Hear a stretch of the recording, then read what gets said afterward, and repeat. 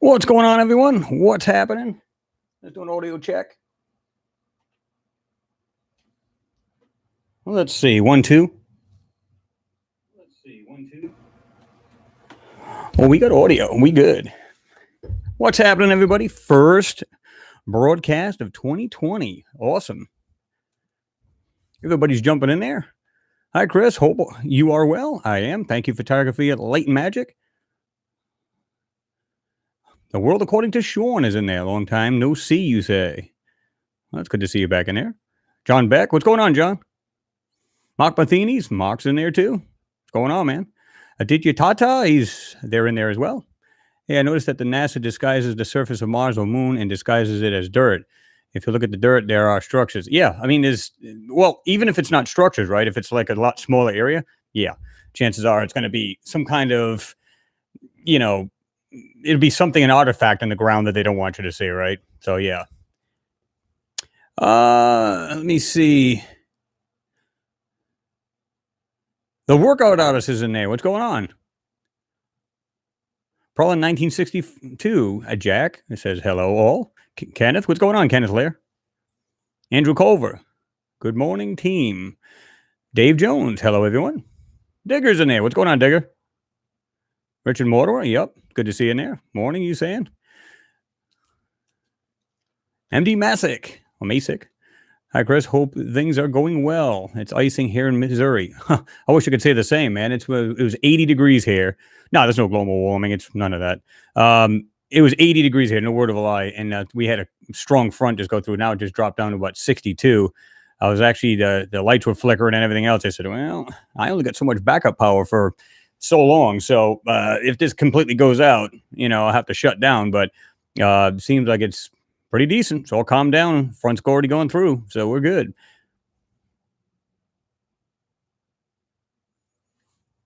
And Libby T, what's going on?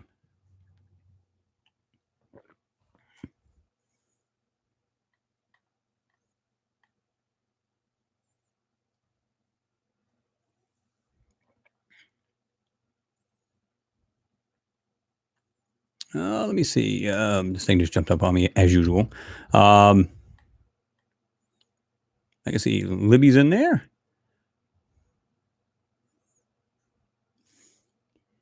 Yes, photography, light and magic. You said hi everyone. You should check out their Mars X3D channel. Awesome presentation. Yeah, he's actually a good friend of mine, David. I've met him personally before. I knew him on here, but then met him in person down in Alabama when they had the Mars conference. Good man. He just started his own channel a few months ago, maybe a little bit longer. Does a great job on his stuff.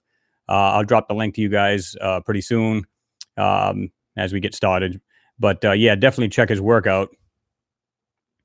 Mags K, what's going on? You said, hi, Chris. Hope you're well. So much coming out. Schumer, Lady Astronaut, says aliens exist. Just to start, do you think? You're going to see more and more of this coming out, right? I mean, it's just going to come out more and more because they're finding out they're not being completely ridiculed, when they come out with this stuff. So, yeah. Let me drop this down here. Of course, I just made it all drop all the way down to the bottom. Alien Tenno's in there. What's going on, man?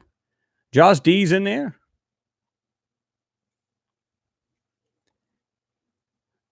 Josh D says, hello, Happy New Year. Happy New Year, Chris, too. Well, Happy New Year to you guys. Hope all is well. Tea Leaf says, top of the morning, people from Australia. What's going on?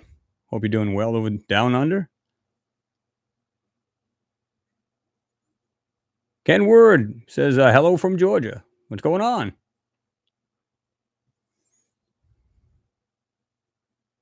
Mimi Reacts. What's going on, Mimi? Said, hello, guys. Greetings from Germany and Happy New Year. Happy New Year to you as well. What's going on, Noodles? Greetings.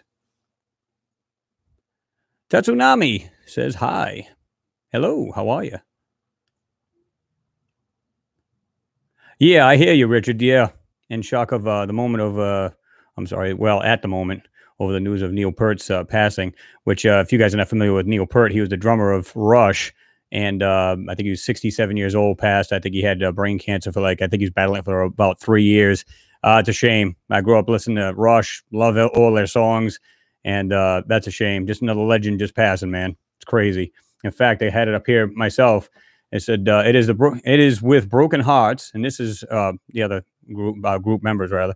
It is with broken hearts, our deepest sadness, that we must share the terrible news that on Tuesday, our friend, soul brother, and bandmate of over 45 years, Neil, has lost incredible brave 3.5 year battle with brain cancer, glioblastoma.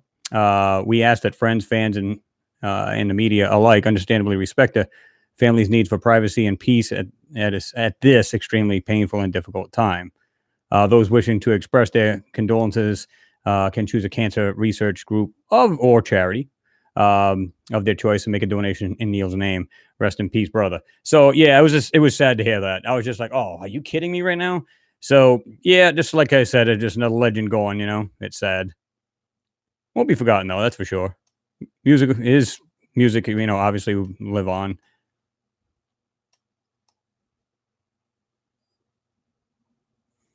Mark Matheny says, how is everyone doing today? Doing well.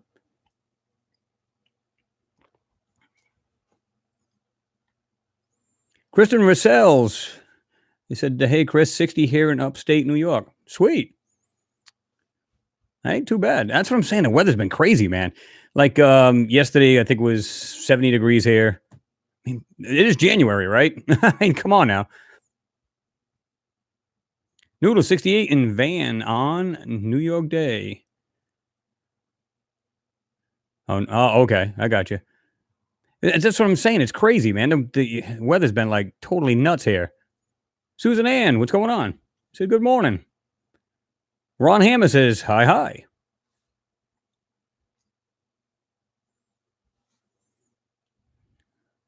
I'm not even going to pronounce your first name correctly, I'm sure. Ghulam Mustafa, hi, all friends. What's going on? Good to have you in there. I'm sorry if I butchered your first name. Mark Matheny says it's 64 rather here on the mountain. Yeah, I mean, we had winds that was supposed to be excess of 50, 60 miles an hour, hail, the whole 9 yards. And of course, that's probably in the mountains anyway, but it hit about 23, 24 miles an hour here. Wasn't too bad, but it was definitely, if you had anything loose outside, it's pretty much in your neighbor's yard. Let's just put it that way.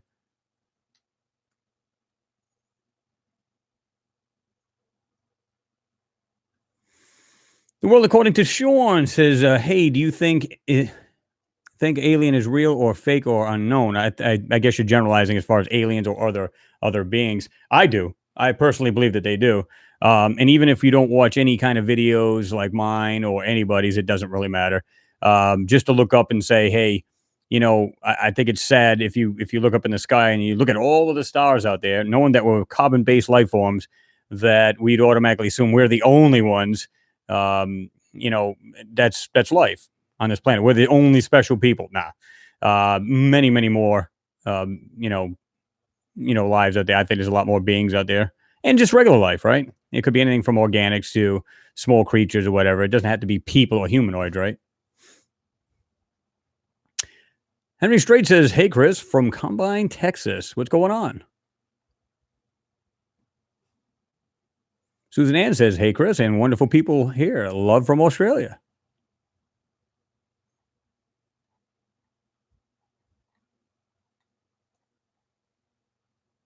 Alien Tenno, thank you. I appreciate your support. Your last Mars vid looked like UXB bombed me. Yeah, I mean, a lot of you guys have been saying it. It looks like something like some kind of weird bunker or something, like somebody hit it with some kind of bomb or something like that. And you know what? It could very well be. Just here's the thing. When I was talking about the overhang, right? Buttes are one thing. I get it. You're going to have all kinds of debris because the rocks break off and stuff like that. But it just seems like this thing is, the very top of that butte is so far back that there's not a whole lot can fall from that. You know what I mean? And yet we see a ton of debris. And because there's one on the side of the other, right? And when you see that one closest to you as well, that's crazy. It looks like the corner of some kind of structure. And, you just look at that thing and just say, how does it look anywhere normal? Especially, I'll tell you what got it for me. When I looked in the very end and you can see what looked like a flat, I don't know if I want to call it a plate because I don't know what it's made of, but you can see this flat area, completely flat with just debris laying on it. It's not just ground and like uneven ground and stuff like that. It looks exactly like something completely flat and debris had fallen on it. That's exactly what it looks like. But you're not the first one to say that, Alien Tenno. A lot of people have said that. They said it looked like some kind of bombing to a bunker of some sort. Now, whether it is, it's pure speculation, but that's not the point. It does kind of have that kind of look to it, right? Mark Matheny said, "Hey, Chris, do you really think the truth will be told this year?" Unfortunately, I don't think so. I think we're going to see a lot more of this stuff coming out. And of course, it may jump by leaps and bounds, which would be good, be almost equally as cool. But, as far as like full disclosure, no, I don't see that happening, you know?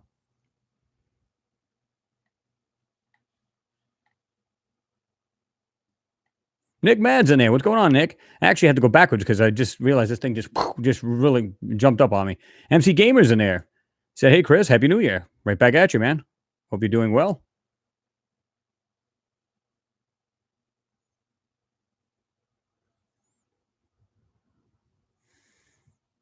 The method, the workout artist 216 says the method NASA used to cover up structures is called texture projection.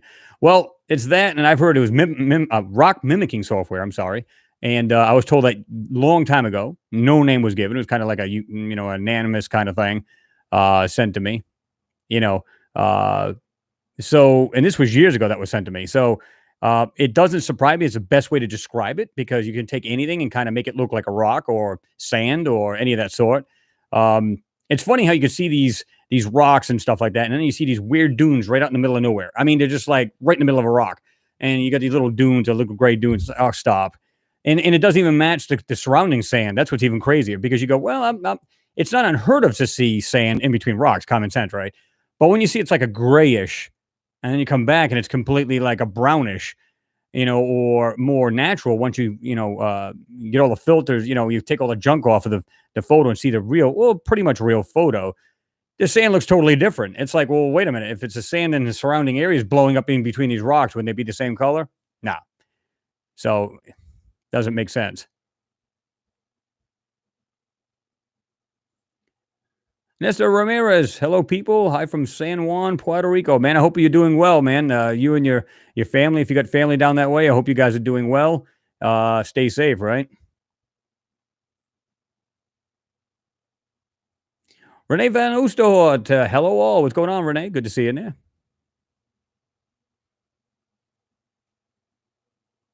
Noodle says, "Long live the plan for 1 million fans and a 3-man band." Absolutely.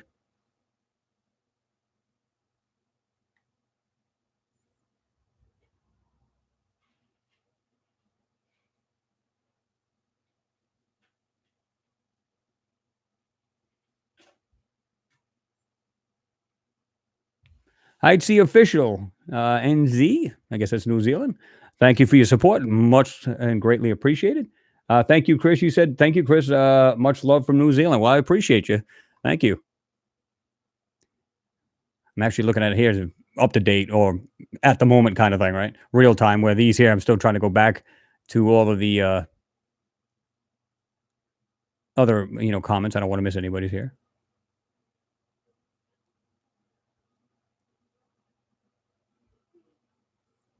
Let's see.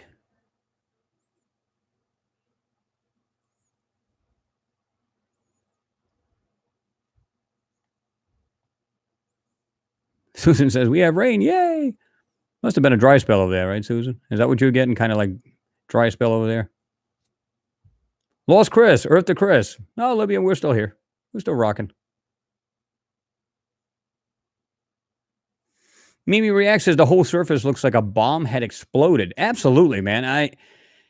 In it's not just rocks. I don't care about the rocks. Nobody gives a crap about the rocks, right? It's the idea. It's the stuff in between the rocks, or if it's just actual stone pots of stone structures that are actually been shattered to pieces and blown to pieces, right? There's just too much of that. That's all there is to it.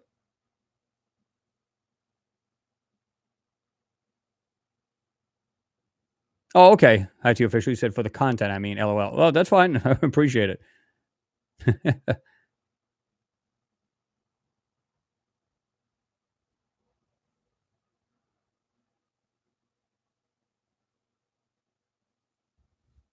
I'm not even gonna come close to even pronouncing your name. Zenidrice? If you could like break it down into like like a syllable type thing, maybe I can say it better. But you said, "Hello, Chris. Mikhail here. Mikhail is here. Happy to be of the YouTuber community. More we have better work we'll do. Can't wait to promote your work. Keep it going. Just starting here. Well, nothing wrong with that. And I think you got your own channel there. I think you actually showed it to me or dropped the link. I think one time, didn't you? And I checked it out. Yeah, you just keep doing what you're doing, man. Looks like you're doing all right. It's how you start off. It's all about getting the word, getting your word out and what you believe is to be the truth. TR3B, what's going on? You said, "Hey, sir, what's going on? Good to see you in there." IT official says, "I've been watching you for a couple of years. Love your attention to detail." Well, I appreciate that. Yeah, I mean, sometimes, some of you guys will see things I don't, and vice versa, right? Because a couple of you guys said, "Man, I would have never seen that if you hadn't pointed it out," and vice versa. There's things, you guys will point out, "Hey, Chris, man, I can't believe you missed this. What the hell?" And then I'll go back and I'll say, "I'll be damned." You know what I mean? So I'll give you a thumbs up, and then I'll say, "You're right, absolutely." Bane Zavanov, hello from Serbia. Well, good to see you in there, Bane. Kenneth Leah says, "Chris, if one were to Google search images of 3D printed concrete structures for building, it becomes clear how a blown up structure can look like a butte of rocks." Well, and it's true. I've done the same thing. Kind of similar to when you see like a bomb went off in another country, right? It's unfortunate that it happens here. We haven't progressed past that, but regardless. But when we see that, yeah, I mean, it looks like busted up rubble and it looks like something you would see almost like you break stuff in small enough parts. What does it look like? It looks like rocks, regular rocks. So, yeah. And that reminds me, I've got some pages here I'm going to show you guys because I don't know if all of you guys are aware of this, but when we look at these buttes, and a lot of you guys have. I mean, we've been pulling these photos apart. When you see this, is it possible that the civilization on Mars has, you know, built out of these sides of these hills and stuff? Absolutely, we've done it here on Earth. We've been doing it for thousands of years, and then we started to make our own individual structures. So yeah, I mean, it's not unheard of. And when you see what I'm going to show you guys, you're going to be like, wow, I can't believe how much that can easily be, you'd probably walk right by it had you not known it was a structure. And yet we have it right here on Earth. So, yeah. Stefan, what's going on? Stefan Hobbs says, "Hi, everyone. Hello, what's going on?"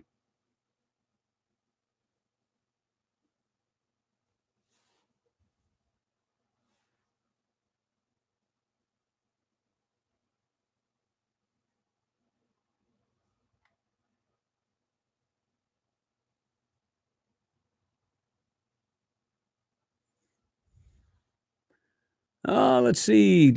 Dawn is broken. What's going on? I just see you sneaking there. World of Retro Gameplay. Hey, fam. What's going on? Is any Drice? Okay, you said you pronounced it right. No worries. You understand accents like my name, so all is good. I'm not an expert at what you do. More like general ufology channel in French. Love your last vid. Well, I appreciate it. Well, that's what I was looking at in yours. I'm saying, well, it's interesting. Now, of course, I have to put on closed captions on your channel. But what's funny about it is, you know how those can be. They're very loosely, and I mean loosely, translated. So sometimes you're reading, it'd be like, this UFO in the sky, kitchen sink. You're like, what the? It's not the best, closed caption there. You know what I mean?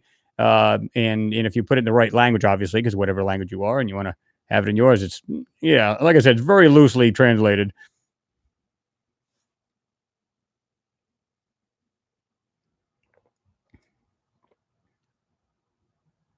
MC Gamer. Yeah, I seen a couple of them. Somebody had, trying to remember who it was, actually gave me a couple of them photos of, you said, "Hey, Chris, have you seen the latest Chinese far side of the moon pictures? They really went to town on them." And I'm not surprised right from the word go. I mean, I analyzed a couple of them things that were so bad, but yet you can see the lander there almost perfectly. It's like, why is the photo completely mushed out and completely, basically censored? And yet you can see I mean, Any fool can see that. It doesn't matter if there's anything you can see in the picture or not, right? When you see the lander completely perfect, right? And it's like, and then you see everything else is completely blurred. How does anybody look at it and go, oh, that's great, man. They're doing a great job up there, taking great pictures. Even a regular official's got to look at that and go, what kind of crap is that? It doesn't make any sense.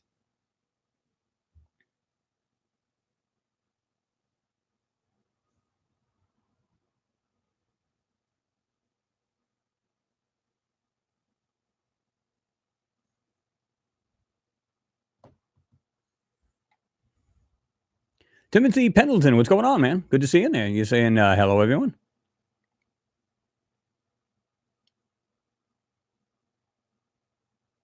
Um, Stephen Douglas, you put in there best strength of magnifying glass. Truthfully, I just use a standard one here. I got I don't know what the heck this is even called. It says light wedge. I'm assuming it's like because it's light. But it has a smaller one in there. You can see that, and it's just a simple magnifying glass. And of course, it depends on where you put it, closer to or further from the screen.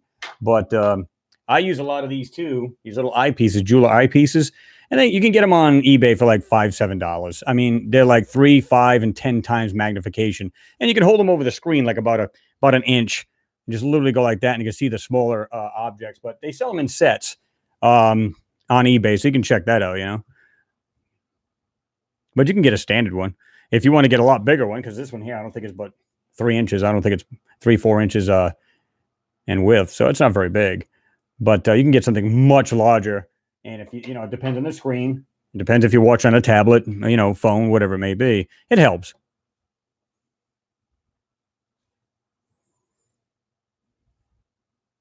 Mac Duffin says, "Great revelations, man. Love from Scotland. What's going on?" Yeah, Noodles, what's up with that? I just read that. It kind of jumped up on me, but I seen your message said, "Heads up, Chris. Alien Hunter channel just went down and flatline. Take care, Hunter. Hunters. Really? What happened there?"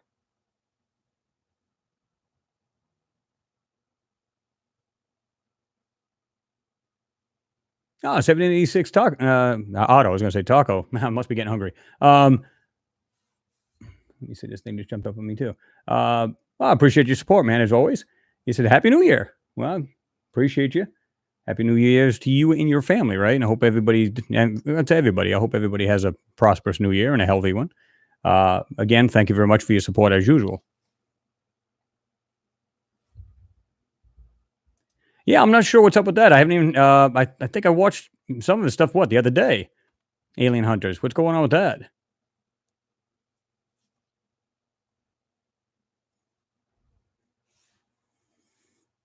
Krauser 4123. What's going on, man?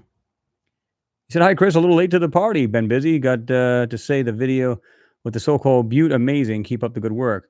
Oh, I appreciate it. Yeah, I mean, I don't know if you guys also seen too. I put in a little notation on the last Mars video. I got the latest moon video up. So if you want to check that out and subscribe to that channel too. I got my tongue caught my eye tooth and I can't see what I'm saying. But yeah, I mean, if you guys want to jump over there and check out that and subscribe to that channel as well, you can this way here and then hit that little notification bell. Um, this way here you'll see the next videos coming up, because I do got a couple more. In fact, there's other people been sending me, well, about 2 or 3 of them moon photos, so it's pretty interesting. We'll be knocking some of them out too.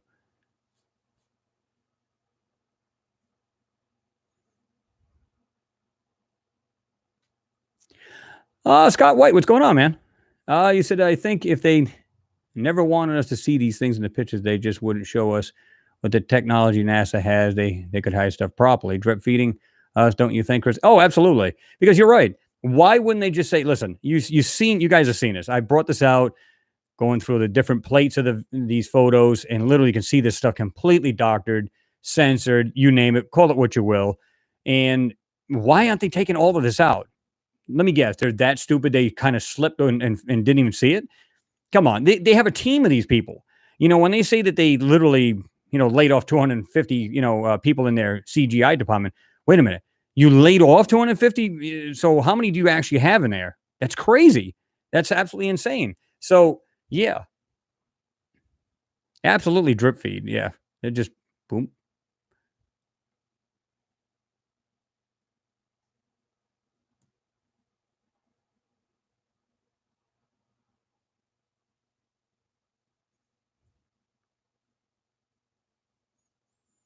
Timothy, you said Pendleton, you said any chance you saw the pics I emailed you.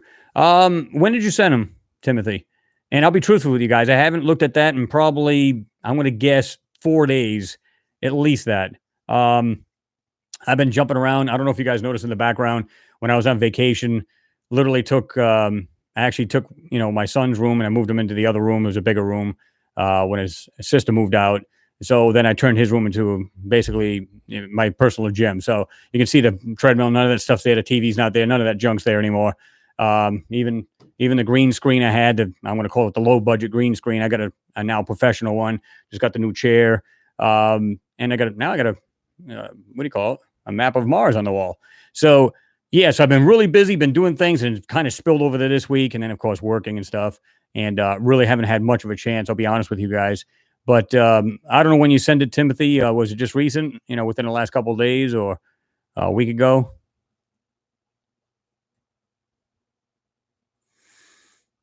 Mimi React said maybe aliens tried to return to Mars. That's a good possibility. Or was it us trying to return? Because there's kind of a speculation that we might have been Martians. Even some of the scientists are saying it now, that now directly or indirectly, meaning the theory of panspermia, that there was life that when something hit the planet Mars in a catastrophic event, and of course there was microbial life or whatever on these rocks, and somehow they made it over here, starting life on this planet. So kind of a panspermia kind of thing. And then of course, when we look at these photos and what happened, we see a lot of similarities to stuff we have here on Earth with Mars. And you go, okay, makes sense. Is it possible way back in the day we had a dual civilization going and we were flying back and forth? Now, again, pure speculation, but when you look at the stuff, why is there so many similarities? Just like the pyramids in the region of Cydonia on Mars. How is that possible? And you see what we have here in Egypt and a lot of pyramids around the world, right? So why are we seeing these similarities? Is it possible that we had, like I said, there was a kind of a dual, civilization going on? Or did it start there? And then we were actually Martians. We knew the cataclysm was coming. We then jumped off there and came here, flew here at one time. Maybe we had the technology to do that. And now we're here the way we are. I don't know. Again, pure speculation, but even some scientists are saying, well, we could have been there and we kind of moved over here. Who the hell knows, right? I don't know. I wish we can go back in time and actually see that. Maybe we did. Maybe we didn't. Poor Garden, what's happening, man? He said, hello, Chris. How is it? How is everyone? I'm doing fine. I hope you're doing good as well. Yeah, Susan, I'm kind of stumped too. You said, no, didn't know about Alien Hunter. Why? I'm just kind of curious what happened to him. You said something about his channel was shut down or something. I know he was thinking about, wanting to make this full time, I think it was, this year. And I told him nothing but, good things for him. I said, I hope it works out for you. I guess he was worried about the channel, which I don't know why it would, because if you were anywhere less than 1,000 subscribers, right, basically they won't even recognize you at his channel and they won't even monetize you. And you have to have about, I think it's 4,000 hours, I think, of viewing from said, subscribers. So, and I know he's well over that. So I don't know what the deal is. Alien Tennis says, I use a clockmaker's eyepiece. There you go. Way to do it. Brian Chester, I don't know about that. It's a great question. I've heard this, many, many times. Chris, your thoughts on Mars being one of the moons from the destruction of a planet that created the asteroid belt? That's a good possibility. It seems to kind of fall in. But to me, I don't know. Truthfully, I don't. It could very well have been, because our solar system has changed over millions of years, right? In fact, they even said, and I brought this up on one of the feeds one time, where I said that our solar system, when the dinosaurs were here, and of course that's supposed to be 65 million years ago, that this solar system was way on the other side of the galaxy at one time. So if that's true, like I said, that's a very good possibility. We had a collision with another planet or whatever. So it's a good possibility. What's going on, Elaine Walls? Thank you very much for your support. Always appreciated. And I love the little cartoon. Sweet. Again, thank you. Appreciate it. I can see it like the corner of my eye popping up on the other computer over there, and just because you can see the colors actually of that's pretty cool.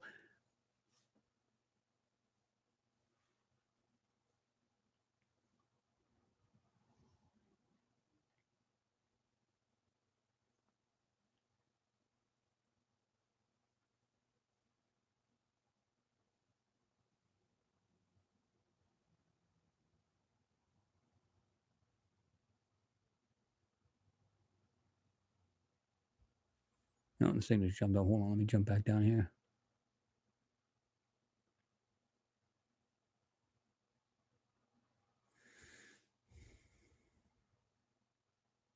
Um,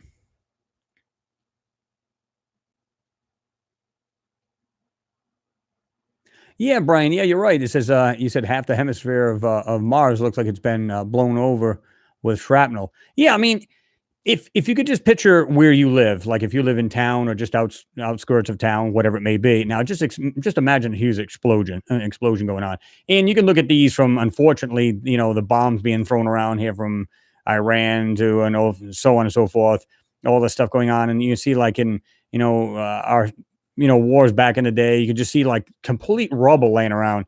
Now, if you're down at the ground and you're just looking at this one area, it looks like just a bunch of rocks, but if you were to pan back and go way back, you can say, well, clearly that was a structure. You can see it like maybe the wall still left it like a corner wall, like a 90-degree angle or whatever it may be, but you can see it like kind of scattered about. So, yeah, I mean, I'm not surprised.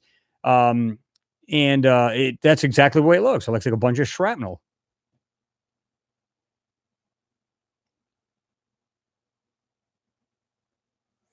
MG Toe, what's going on? You said thumbs up, everyone. That's right, hammer time. What do we got? Like 106 watching, 71 thumbs up. Slam it, but slam that thing. Slam it good.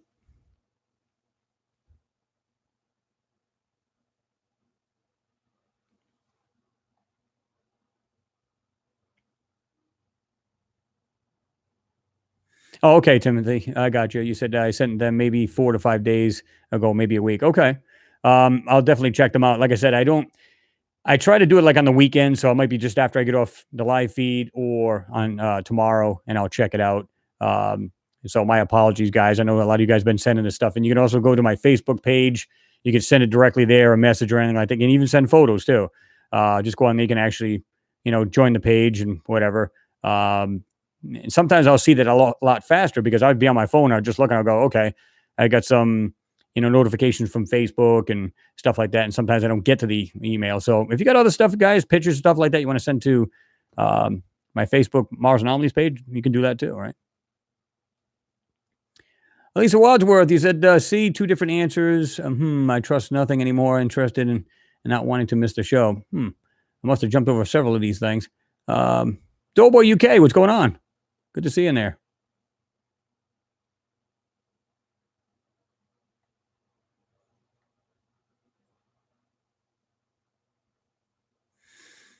Hey, mosquito in your ears. I didn't see you there either.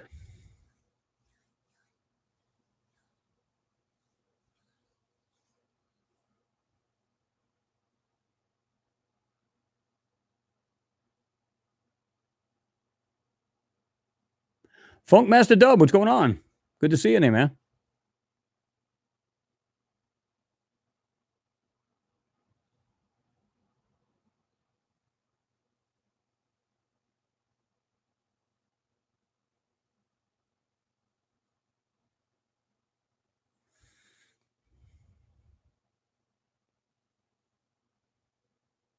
George Mayer, what's going on, man? He said, hi, Chris.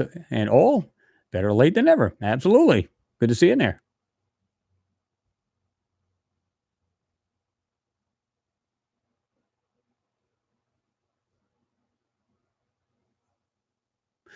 Aurora, good to see you in there. You said, do you think we will ever recover data devices from Mars? Absolutely. I mean, we won't do it now. I think what we're doing now is just eyeballing it. You know what I mean? They got cameras on them things like the Molly cam, which is at the end of the turret arm, which has got all the tools and everything else on the rover. And they're taking, if you look at the real close up of the ground on that thing, it's pristine photos, absolutely pristine. Couldn't get any better. But yet, any photos that's above the ground, meaning they're looking sideways or looking ahead of them, looks completely like crap. How is that possible? Looks absolutely like shit. And it's sad that it's like that because it should be pristine and crystal clear, and yet we're not seeing that, right?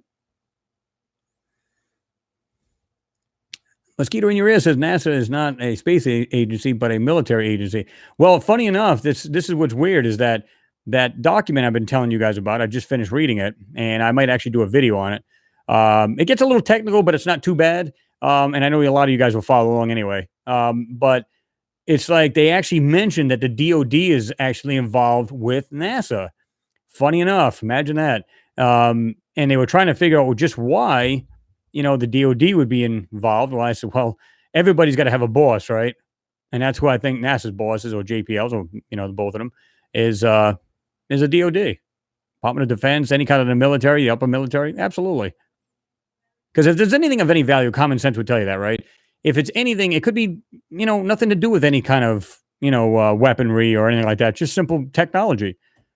Or the fact that let's just say for argument's sake, they're not any more technologically advanced than we are. Let's say they're less advanced and are only living in stone structures and stuff like that. Okay, but still, the fact that the matter is that there was a civilization on Mars and they're trying to don't say that. For what reason? I'm sure they have their reasons. Maybe it's something totally different than we're even speculating on. Who knows? But the thing is, there's a reason for it, and they're doing it for a reason.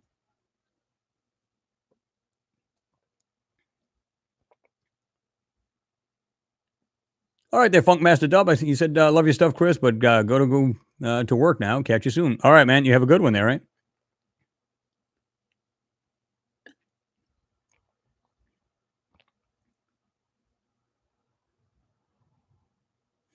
World of Retro Gameplay. He said Tyler of Secure Team 10 is claiming that the government is forcing him to close down his channel. He also claims he was falsely arrested. And I've said this on my last one, his personal business is none of ours. For whatever reason, I don't think that's the reason the government's causing him to shut down. I mean, if that's the case, just about anybody who's doing this would have been shut down a long time ago. Let's be honest. We're seeing things in these Martian photos that clearly shouldn't be there. I've done things on the moon.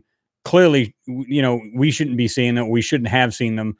And yet I'm here. Now, that doesn't mean it won't change, right? But the thing is, it's like, just about everybody who does these, and I'm not the only one. There's many people, researchers out doing this stuff. So, why haven't they been shut down? People have been there long before I have been. So, you know what I mean? I don't think that's the case. I'm sure there's some other reasons for it. It could be just strictly personal. And he's just trying to make it look good and kind of segue his way out and, maybe go out, with some kind of dignity or whatever. Like I said, his personal life is none of mine. It's none of my business. I just hope him and wish him the best. For whatever reason, whatever happened, I just wish him the best. It is what it is. And like I said, I can't say nothing about his personal life. That has nothing to do with me, and nor is it any of my business, right? So that's the way I look at it. But hopefully, who knows? Maybe he'll come back as a different name or whatever, and he'll get back on there because he was putting out some good stuff, right? At first, kind of shaky. Everybody's like, "Oh, he's nothing but bullshit," and all, whatever. I mean, to me, it makes no sense. I mean, if all you're doing is watching it for strictly entertainment, there's nothing wrong with that. You know what I mean? And that's all there is to it. You know?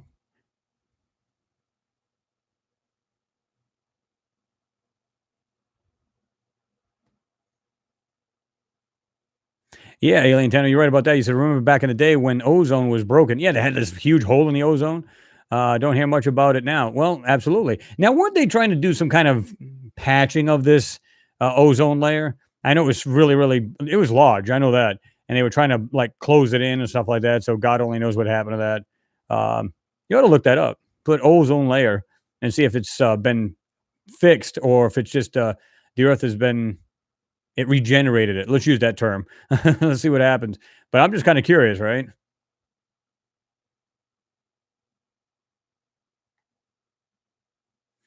Notice you said may have been a mud planet and half frozen for some time. Yeah, absolutely. Something tells me though, and I know you guys agree with this. I know a lot of you guys do. Is that I don't think this destruction was all that long ago, based on what NASA claims. NASA claims they have huge windstorms. So a lot of these rocks they shouldn't have the details, these so-called details that they have. They say they have these huge dust storms and windstorms, and these faces of these rocks got to be getting pelted by other sand. It's like being in a sandblast machine, I used to work one, and let me tell you something. If you had a piece of jewelry with some beautiful, you know, uh, detail on it, I'll wipe that thing clean. It'll be completely flat. And I only had to do that within a certain amount of time. Now, don't get me wrong. Naturally, it might take a whole lot longer.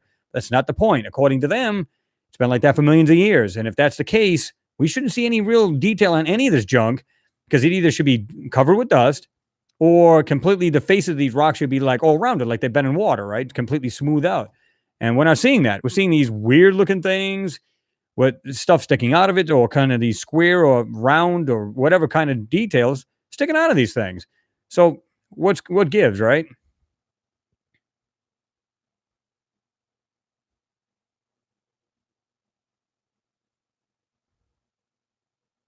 Justy says, yes, Chris, even mainstream science are sometimes proposing we are Martians, lol. And it could be we are descended from aquatic Martian culture. I don't know. I haven't heard that part, but I mean, it's not hard to believe when you really think about the scheme of things, because when you look at, again, the vastness of space, and that, like I said, we could be one of the youngest solar systems around, and this is like an old school block, you know what I mean? Like, yeah, we lived here at one time, we moved on. Because again, our solar system was in a different area in the galaxy at one point. So how do we know we didn't jump off from there? Or they didn't jump onto Mars and then we jumped here? Who knows? We don't know that. And science won't even know that.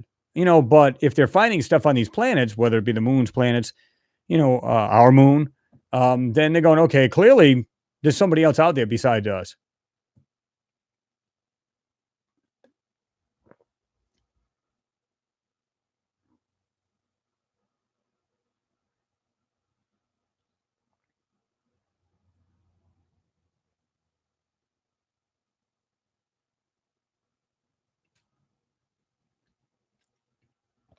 Ah, that's good.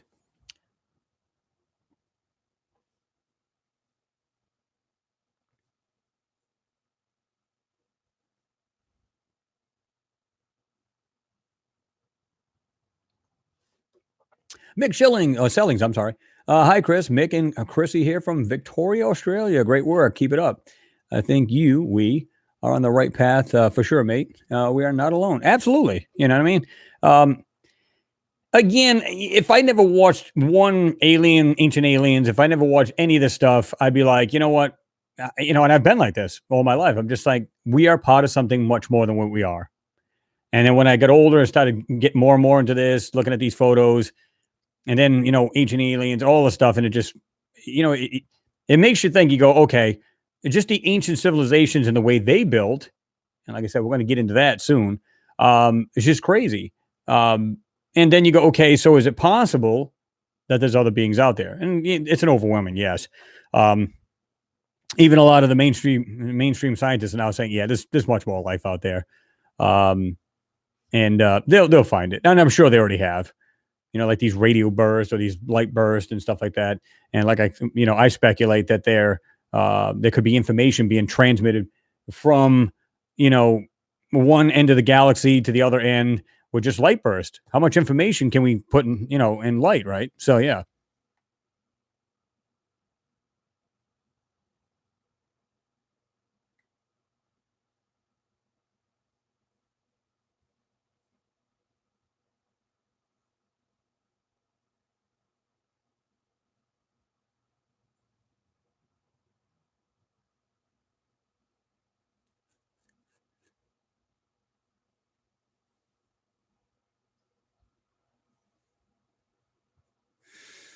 World of retro gameplay. Good question. You said, do you believe life still exists on Mars? Those caves you found raises question of whether there is a subterranean race living underground.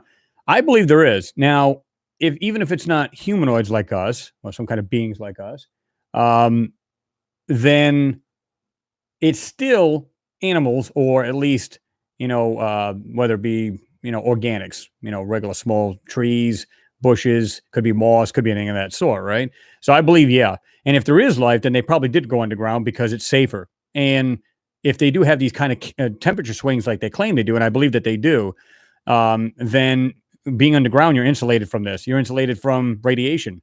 If they're in that kind of weird zone where you don't have that magnetic field actually covering you, right? So yeah. So I believe that there is, and now whether we can only speculate as to humanoids, but if they were there before it, I guarantee that at least some made it through. It's kind of like us. We're supposed to have we had in the past, whether it be ice ages and all kinds of stuff. I think they said the last ice age was like 16,000 years ago. Was it? I'm almost positive. And if that's true, then we still lived on. And most of the United States and everything else, so in the upper hemisphere was all in ice. So if that's true, then we still lived on. We've had we had got giant craters in Nevada, like a mile long. You can bet that pretty much crippled the planet, but yet life still lived on. So I believe that if there was living civilization, which we do believe, and it shows proof of it, then I think they have, and they do live underground. If anything, they live underground now, right? Kenneth, appreciate it, man. Man, you're on the roll tonight. You said, Chris, I sent a message to your Facebook on December 22nd. It was info from the emails that you never got. Please look back about 5 messages before the one I wished you a happy New Year's. Thanks. All right. Yeah, I'll definitely do that. Let me see. I'm going to, just as a reminder, I'm going to put that up here. Let's open this here.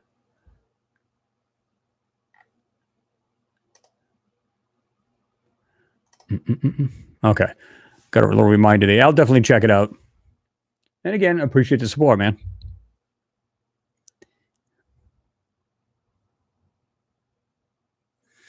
Noodles, you said John Ward rather, posted a new video today. Oh, yeah, I've been watching his stuff on and off. I haven't seen his latest one, so I'm going to have to check that out. He's doing good work. I mean, I love the idea that he's doing the satellite photos, and then he's seeing these what look like megalithic, structures or just funky looking things. I mean, stones are one thing, but when you see things like a Stonehenge or some kind of large piece with like a small round one right dead center in the center, I'm sure nature could do that. But when you see more than one of these, yeah, then you kind of say, okay, wait a minute, So, he's doing great work over there. So if you guys get a chance, check out Jean Ward's channel, doing good stuff.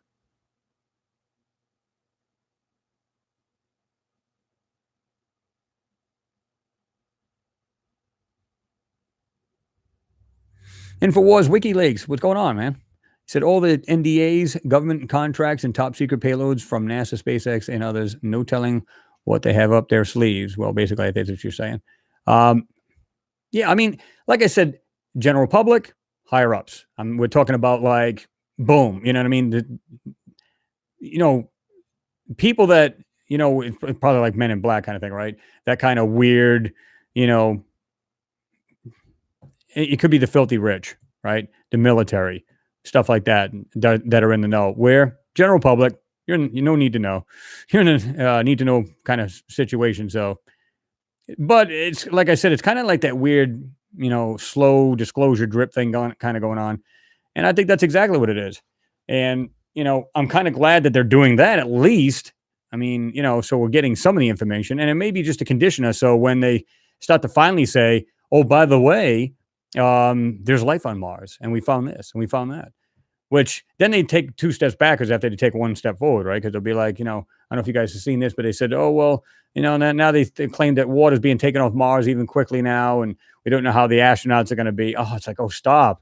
They're saying, and the funny thing about the article only says that it's basically up in the pole area. Well, that's not true at all. Even though they found a lake underneath the South Pole, it was just off the South Pole, but it was right there underground, about a mile wide, but only like a couple feet deep. And what was funny is that they didn't mention anything about underneath the soil, which they claimed that right off the bat. That was years ago. They claimed that, and yet, yeah. So, bull.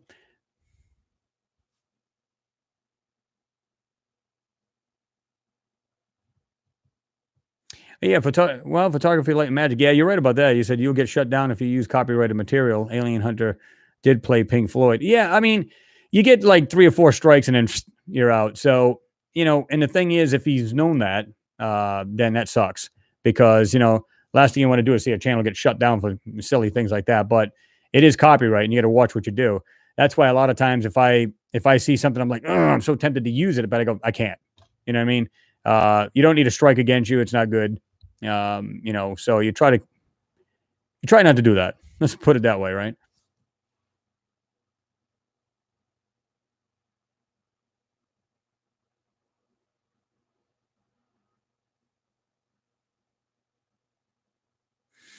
Mimi Reacts, you said, are there any news?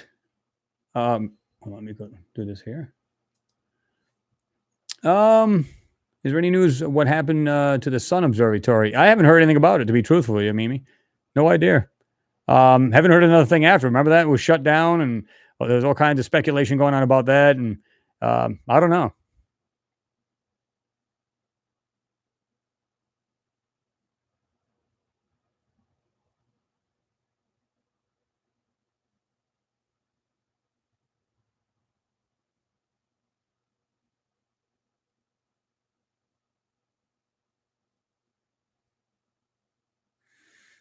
Oh, okay. Photography Light Man says, "Hey guys, Alien Hunters channel is still going. I just checked. Good, because I haven't even checked it, so I was totally like, didn't know what was going on either." Disclosure TV, you said, "What's up, guys? What's going on, Disclosure? Good to see you in there."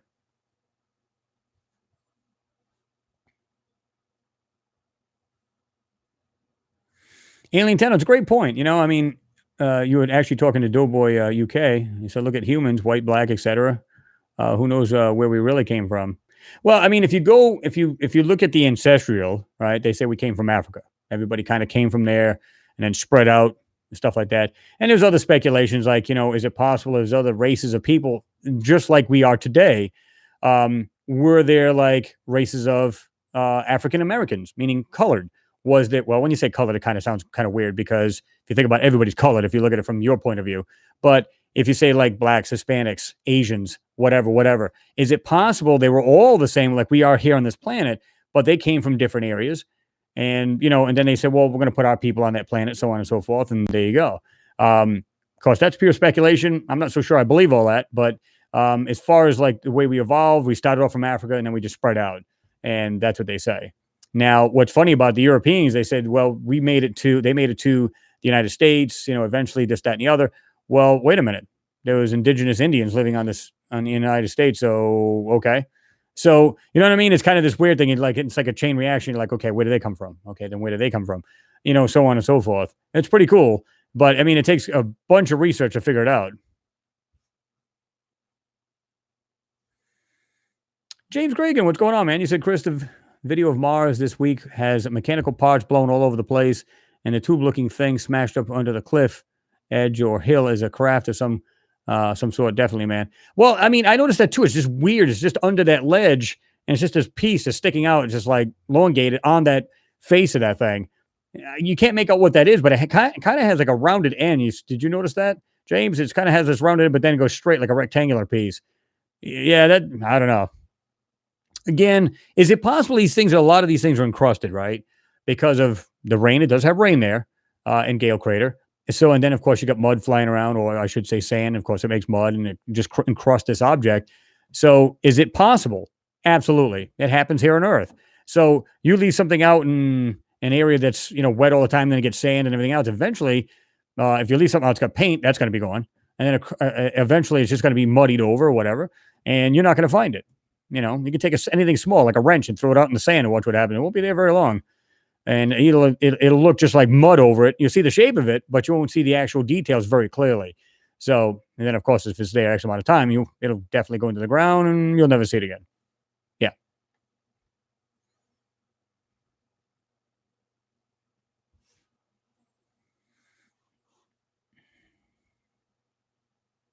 Cato Olson. Greetings, Earthlings. What's going on? Walter Fusiak, I think that's, if I'm pronouncing it correctly. What was the most amazing thing that you've seen on Mars and the moon? I don't know. There's several different things. I've been asked that question many a times.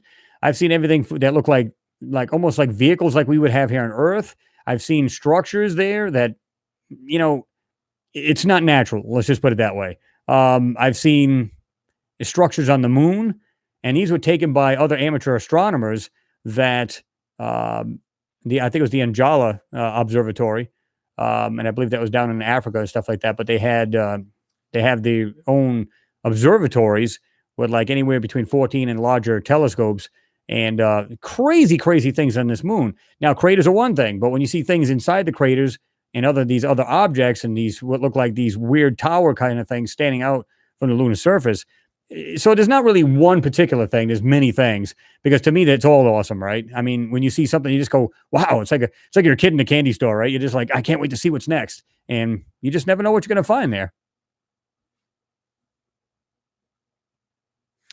Shammy, what's going on? Shammy Dudar says, Chris, do you ever fear your channel might go down or being tapped by the higher powers? Not really. I mean, I've got the two channels. I've got this one here, and I've got Lunar Anomalies and Beyond. And if they decided, well, we're going to shut the both of them down, I'll just make another channel, one form or another. You know what I mean? And if not, then I'll just go ahead and make a site. And either way, let them try to shut that down. One way or the other, I'll get it out.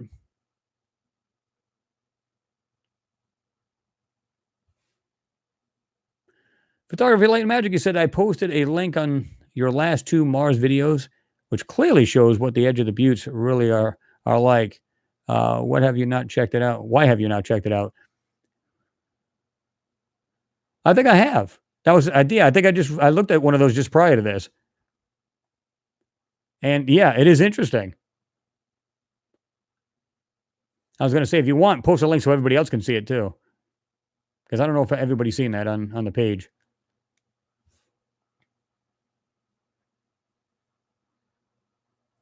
Yeah, you're right about that too, Alien Tenno. You said, Chris, one of the reasons NASA doctor Mars videos is because metals over time have distinct colors markings, i.e., well, here go copper, green. Well, absolutely, and a lot of times too, like when you see these things up close, right?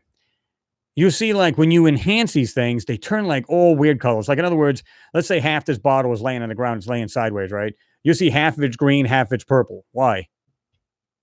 Because it's the manipulations you're putting over it, like information being thrown over the actual photo.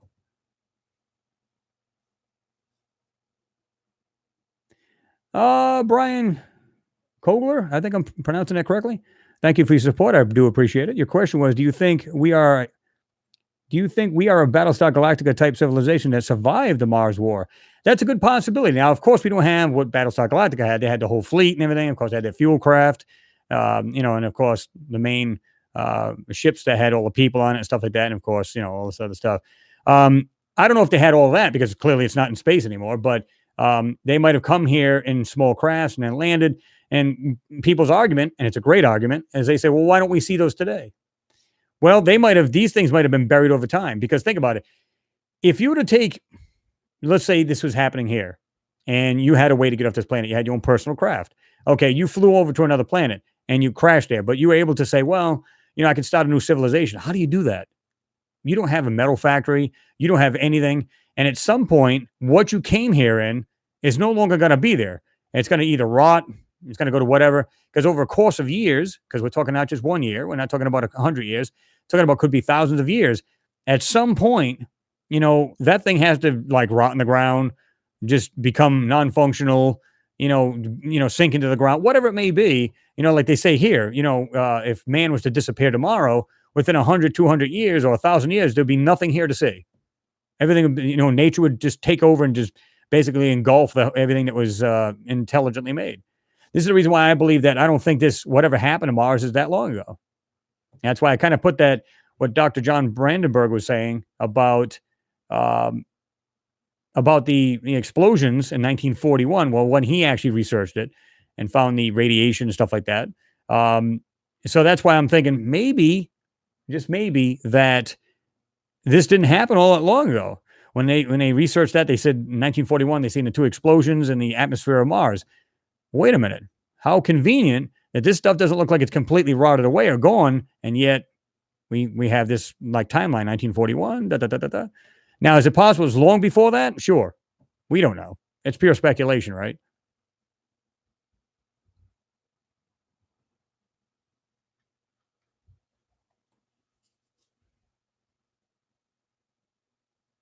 Exactly. World of Retro, yeah. And I was just saying that just before I seen this. He said Dr. John Brandenburg claims Sidonia was destroyed by nuclear weapons. He believes a more advanced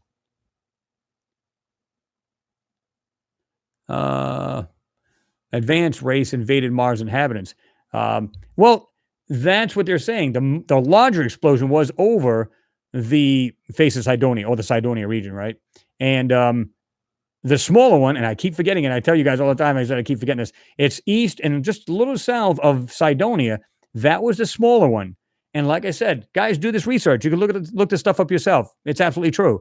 When you look at the area that these things are at, okay, you've got, let's say this is Cydonia region. Well, it'd be over here, and where you look at it right here. The other area is over here. Larger explosion, smaller explosion. And guess where all of the landers and rovers are? They're just south of all of that point. They're south of it. So is it coincidence they just happen to be in that area? Or are they staying away from it purposely? I don't think there'd be that much radiation if it happened in 1941. But are they staying away from it purposely and just looking at the outskirts of those areas? And that's what they're looking at, the destruction, but they're just not in any kind of the radiation that may affect the rover, which I highly doubt. Especially if they've already done their research and say, okay, it's highly radiation or it still has, it's raining like hell again, has a lot of radiation, then they're probably thinking, nothing's going to live there, but we can just kind of like sneak in and look at different areas. I don't know. It's hard to tell, but they're all south of it. I mean, they're in different areas of that southern area, but they're there, right?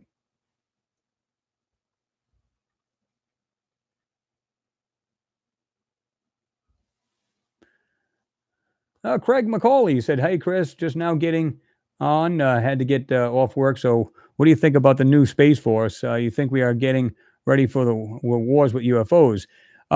Thank you, Craig. I appreciate the support, man. To answer your question, I don't think that's the case. I mean, I think they're saying, I don't know if you've heard this. I'm sure a lot of you have. They're saying that our next war is going to be fought out in space. So in other words, they're talking about other countries. Now, is it possible that's what they're saying to throw us off, the path? Meaning maybe they are thinking it's going to be something to do with an alien race, or maybe it could be both. It could be like, if let's say there's a bunch of crafts out there. In fact, there was one I told you guys about. It was a sergeant or some kind of military guy who was talking about how China wants to have like warships, like you have battleships out in space, like you would here on the ocean, but you'd have them out in space. Of course, they wouldn't look like ships, obviously, but they want to have something like that out in space. Is it possible it's to destroy any meteor, any rock coming this way? They can also use that weaponry on that. And they're just saying, no, it's going to be between two countries. To me, it's like, okay, what would you gain? Let's say two countries are out in space, and one of them says, well, I don't like you. I don't like you either. And this guy blows that craft right out of there. Okay, that still doesn't protect your country, because once you blow up my craft, I'm blowing up your country. So it's a never-ending thing. And so I don't know why they would even claim it's going to be a war like between countries out in space when you have a war for it's usually resources of some sort or whatever, right? So what would be the point of doing it in space? I don't think that's the case at all. So it's either, and I'm speculating, it could be something to do with maybe visitors, so to speak, or it's like space rocks and they can destroy them before it hits us and try to protect the human race, right? I don't know. Mark Matheny, thank you for your support, sir. I do appreciate it.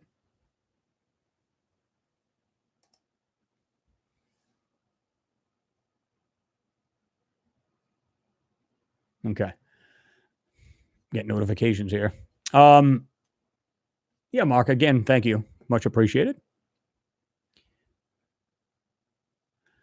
James, you said, Chris, spot on, man. It had a rounded front, but if you look at it with a magnifier, it looks like an engine in the front of the train and the channel tunnel from UK to France, if you know what I mean. Oh, you're talking about that one that's off to the left on the ground, right? Had that rounded face. Yeah. See, here's the thing, though. This is what's weird, and you guys got to be careful of this. I know, and I've said this before. I said, listen, there's not much scaling on here, and that sucks. Like when I did that last one with the two buttes behind. Now, they did have, I think it was Ireson Butte or whatever it was, where it actually had that. It had 16 feet, and from the view of the rover, it was approximately, I think it was 65 feet, right? And it was like 20 meters. So it was approximately 65 feet, 20 meters from the base, or to the base, rather, of this butte.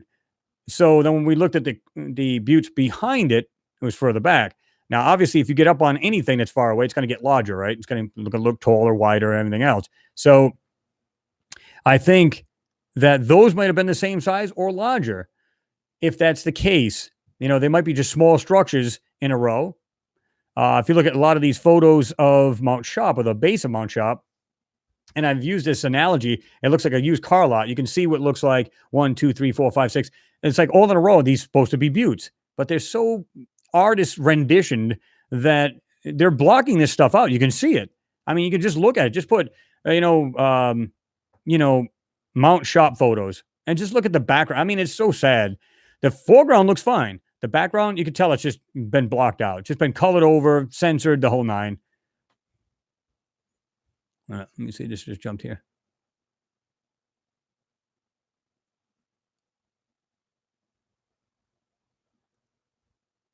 Mike Hoover, what's going on, man? You said, what's up, my peeps? What's up, Chris, my brother?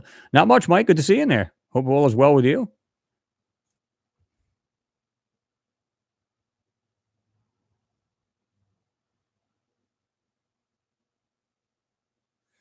Pete Ferrero, you said, good explanation of why ancient tools have never been found. Well, I mean, don't get me wrong. They have found them in sites, right? And which is cool. So they found some tools and stuff like that. But a lot of them, you can almost bet nowhere to be found, right? So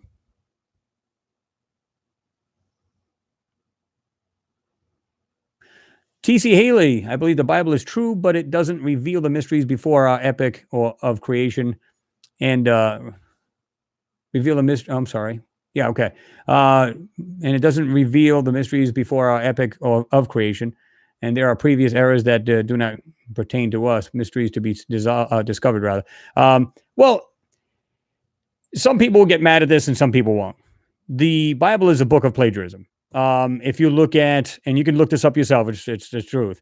If you look at it's like written information that was from the Sumerians as well as the Egyptians.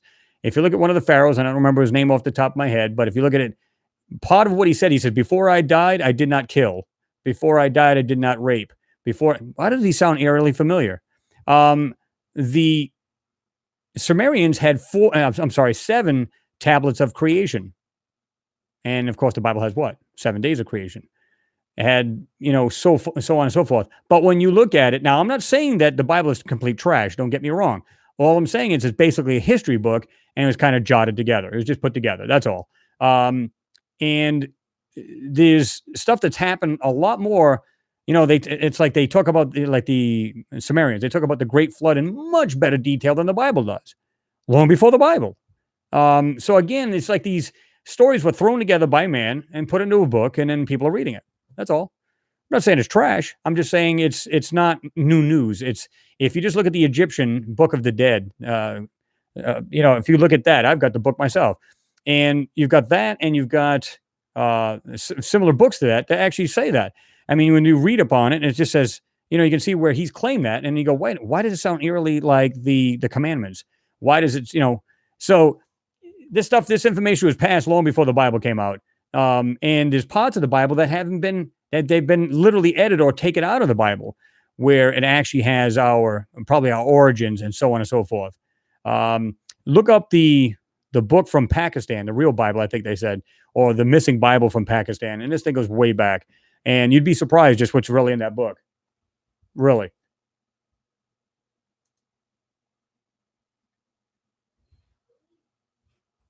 Let me see.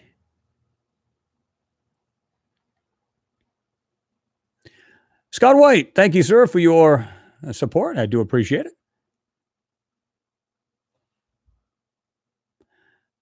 Yeah, that's some of it, Alien Tenno. Yep. Book of Thoth. You got Eli, etc., are omitted from the Bible.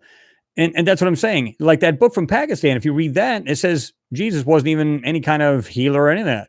He was a farmer and he was married. He's a simple man, just like you and I. So in other words, the man did exist. It's just not what the people thought. You know what I mean? Now, I wasn't there back in the day, so I'm not going to say yay or nay. But I would believe the ancient civilization scripts and writings before I would believe the Bible.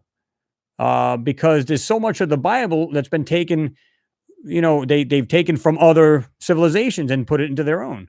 So that's why I would believe that first before I believe anything in the Bible. That's just me, though. I'm not saying everybody else has to believe that. And I'm not trashing the Bible. I'm just saying that it is basically, to me, it's a history book. So this stuff did in fact happen. It's not full of it. It's just that it's been taken from some other places, plagiarism. And, of course, it has its own stories in it. So, yeah. Hudson Crafts, what's going on? Good to see you in there. I don't know if I said hello to you yet, but good to see you in there. Libby T said, right on, Chris, on the Bible. If all Christians would just study the history of the Bible, they would find all of this out instead of just believing what the religions are telling them. Well, don't get me wrong. At some point, even, when I was younger, I believed that. You know what I mean? You're like, okay, wow, that's cool, this, that, and the other. But the more I doubted it. You know what I mean? I simply doubted. I just said, listen, I want to believe, but I doubted it. So, I said, well, let me just read more into it because clearly I must not know. So I researched it. Then one thing led to another. I got into ancient, like I said, the Black Book of the Dead, so on and so forth. I started reading different books and I was like, what? Why does this book say the same thing the Bible says? And it was written so many thousands of years more, before it. So then you start reading more and more of it. So it's not that these people are, they're idiots or anything. They're just haven't, like you said, Libby, they haven't done their research and they haven't really checked into this. And the more they do, the more they'll think outside the box. They'll awake and they'll be like, oh my God, I see life so much clearer and better. That's what's really weird. TR3B said, what's your thoughts on the Black Knight satellite? I think it's a huge topic, but not talked about enough. Funny enough, my buddy Billy Carson and I and several others, he's going to do almost like an Ancient Aliens, like they did on the topic of, well, good example, like Antarctica. They had different people in there. Well, that's what he's doing. He's actually doing one that's going to be out, I think, this summer. And, I'm going to be part of it. There's a few other people that are also going to be part of it. And I've done a couple videos on that Black Knight. You can go back and see that. I've done, I think, 2 parts. I think one was revisited. But when you read this stuff, the Black Knight satellite, when they had the STS mission, it was on the space shuttle, right? And the astronaut did a walk, went outside, and they were trying to fix one of these thermal blankets. Now, if you look at the curvature of the actual craft, because it had the bay doors that opened up, right? So what happened was, let me get rid of this because it's going to aggravate me. But what happened is there's on the doors itself, they had, you can see on the side of the craft rather, you can see there's trunnion pins. They were these big, thick pins. They were probably about that big. And they were about that tall. Well, you can see the blankets. They were actually sewed together and put together in a manner where it's flat or I should say convexed with the shape of the craft. And then it had this sewn piece to accommodate that trunnion pin. Well, while they were trying to put it into position, it flew off. The astronaut, he couldn't get it and he missed it and went out into space. So there are photos of that Black Knight satellite that, well, I shouldn't say this. Let me just backtrack. The actual blanket, they are actual photos of that blanket. There's no doubt in my mind. You can see the actual top of that. It's round and it's got a top and it's flat. That is the actual thermal blanket. So absolutely. Let me turn this down because so it is absolutely the blanket. However, when you look at another piece that's out there, they're passing it off as the blanket, and it is not, because you can see the thing's got mass to it. And like I said, if you look at my videos where I did that, it's huge. And he's actually going to take an excerpt from that, and he's going to try to put it in his the show that he's going to do. So yeah, so definitely going to get into that a little bit more. There's so much for this stuff, man. I love when you start doing research, and everybody's been doing this too. I mean, everybody's going, hey, I checked into this, I checked into that. I'm more woke now. I'm seeing things clearly, a lot better. So that's awesome. You know what I mean? And the more you research, you just feel better because you've done the research yourself, right? Eagle One, I didn't even see you creeping there. You said, don't forget to hit that like button, guys. Slam it. Bam. Party time.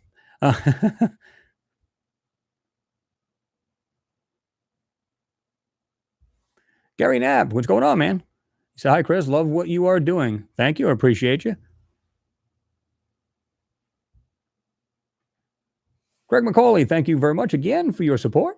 He said, what are your thoughts on the Mars new rover? Maybe a lot of good pics also in the Earth. Is the Earth flat? LOA, just kidding.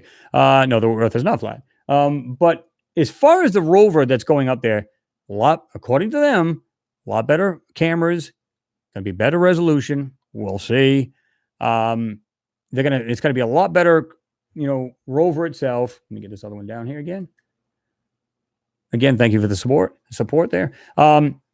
But it's going to have a couple different things on it. It's also going to have its own helicopter, which is really funky, and I can't wait to see that. Of course, they'll probably claim that it went to go take off and it hit a rock, and that was the end of it. We'll never see it again. That'll be the end of that. So I'm hoping that's not the case. It's supposed to have 7-minute flight time. Just makes you wonder. It's like, why would you need one of these helicopters? They said, well, it's going to help navigate this rover, right? Um, and I go, okay, so what's wrong with the rover from 2012, our current Curiosity? That seems to do okay. It does it autonomously. It can navigate around rocks. We don't have to do anything. We can just sit back and, oh yeah. At least the people at NASA and JPL, right? You're gonna sit back and kick back and wouldn't care. The thing will literally navigate around, take photos, and do everything. But they give it commands on the daily, so which is fine. But it also, if it lost communication, it can stop. If it doesn't get enough information, it stops and just and just waits for its command. But while it's doing that, it can literally navigate around rocks and go up and around rocks, and it just knows. Um, Now, as far as other stuff, it's supposed to be able to take soil samples rather, like it always does now. But the new one is going to take them, put them in little vials. According to that, it's supposed to be in the underbelly of this rover. But then it's going to set them on the surface of Mars, so when man goes there, we can analyze it. I'm going, okay, so what's it going to find? What are they going to find in these vials that the actual analyzing tools on the rover haven't found? So I find that a little weird that they would do that, especially leaving it out in radiation, as they say, Mars is being bombarded with. But I think the area that they're in is being actually, again, being protected by a spotted magnetic field. It's actually protecting that area.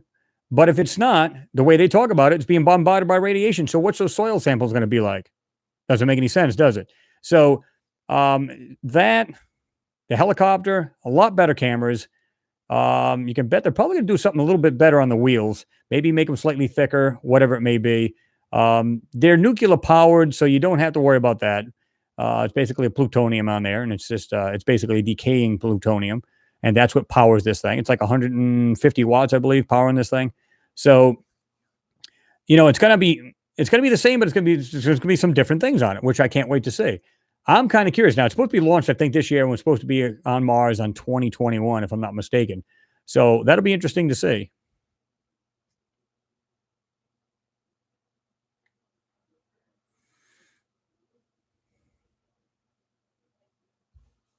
Valerie, there you are. Valerie Hockbarth, Barth rather.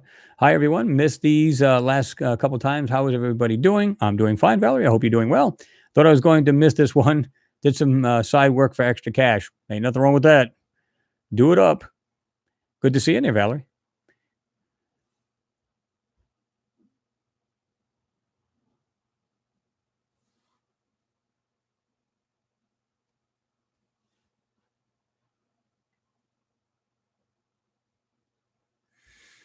Phil Cox with daughters Jessica and Kelsey Brown. The Aramaic Bible was translated wrong. Yeah, absolutely. And here's the thing. This is what aggravates me is that a lot of it was actually kept out of the Bible. Now, if you had the original book, okay, they decided, okay, we're just going to take these couple of chapters out and then we're going to rewrite it. Why? Why do that? What is so important that you can't just leave everything in there? It's like, leave it all in there. We want to see the whole thing. We don't want to have bits and pieces of a Bible. It's like reading half of a book or different chapters of a book and not getting the full story. It makes no damn sense.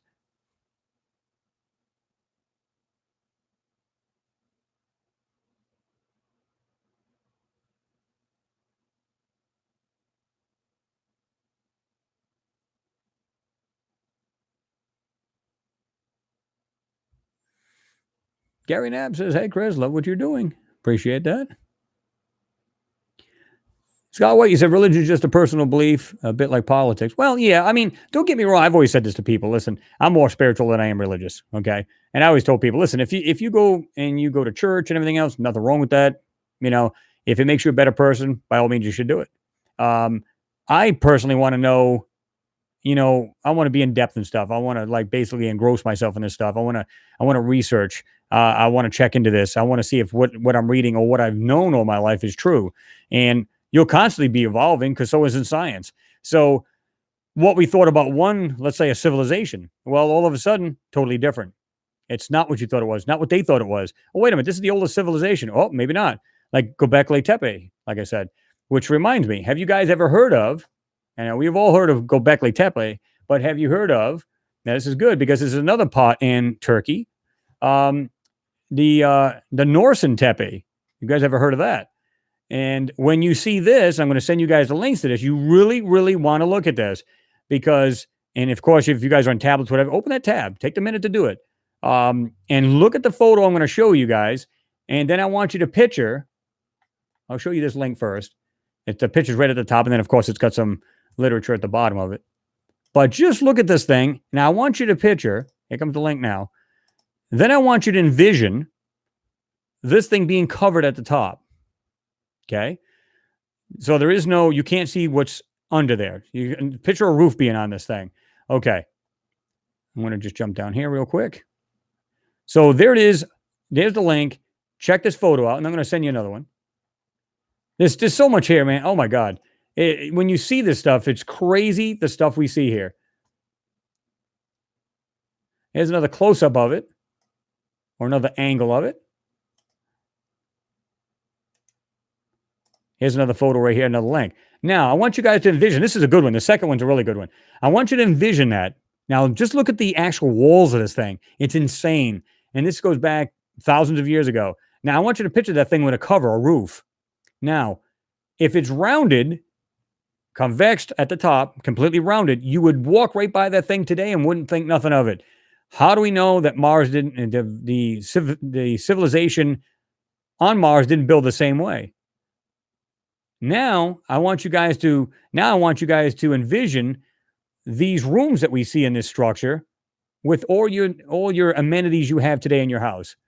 In other words, a modern day thing built into, mounds built in. Because if you think about it, what kind of storm would take out a mound?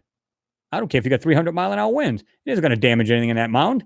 You're going to be perfectly safe in there. You can have a tornado go right above it. Wouldn't even hurt you. So, yeah. When you stop and look at these things, now I thought this was really interesting because I was reading up on this. And like I said, it's Norse and Tepe. And a lot of these things are in Turkey themselves.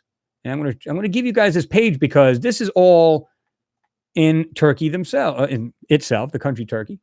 I'm going to give you this, and it has a whole list of all of these ancient civilizations or structures, things of that sort. So I'm going to drop this on you guys right here.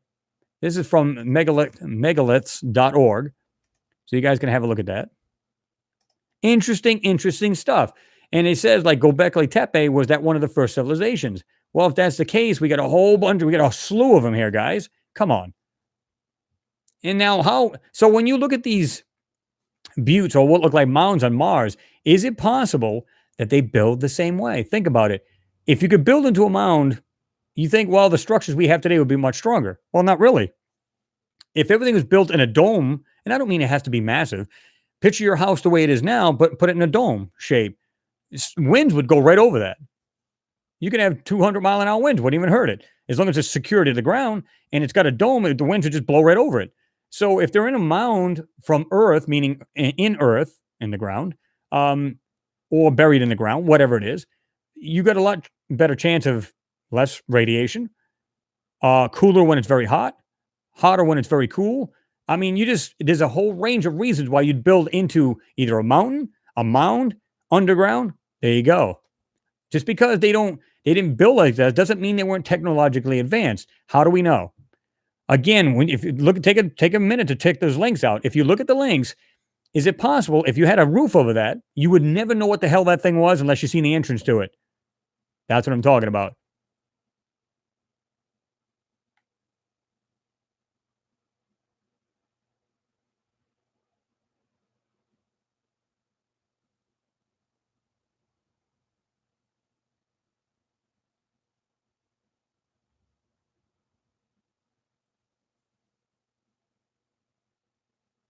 Exactly, Mimi. You said it looks so similar to the things we see on Mars. Exactly.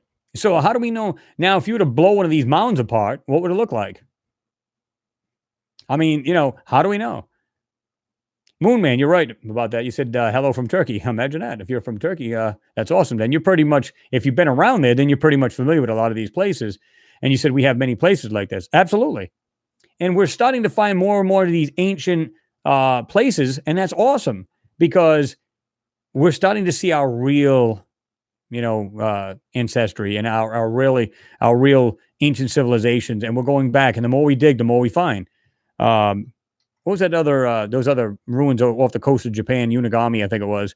Uh, and they're like, I forget what it is, the very top of these temples or whatever they are, they're like only like 60 feet, but they dropped. I think they're like 70 feet tall from the base of the ocean bed to the top of the temple. It's like 70 feet, but it's about 50, 60 feet right to the top of it. But still, they were, I was reading a thing and it said that the rapids that are around that temple are so insane. You better be a really good swimmer and a deep sea diver, really conditioned to do that because it's just crazy.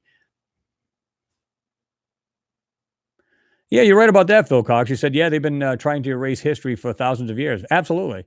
And why is beyond me. I love the idea of seeing, wow, this was built by man.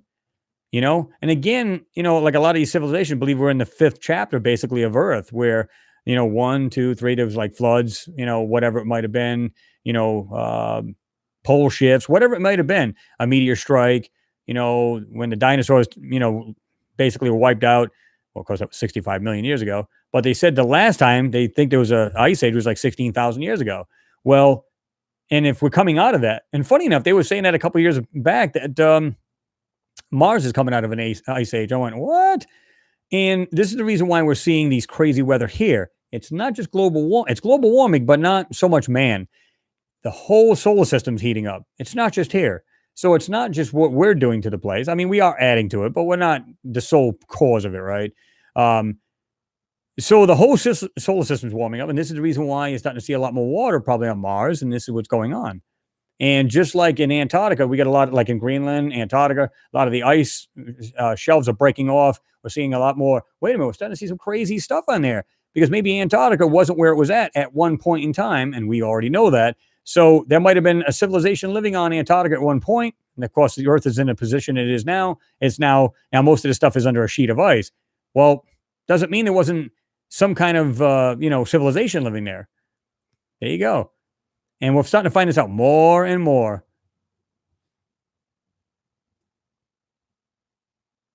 Jeffrey Gickley, would you please say hello to Charisse for me? Hello, Charisse.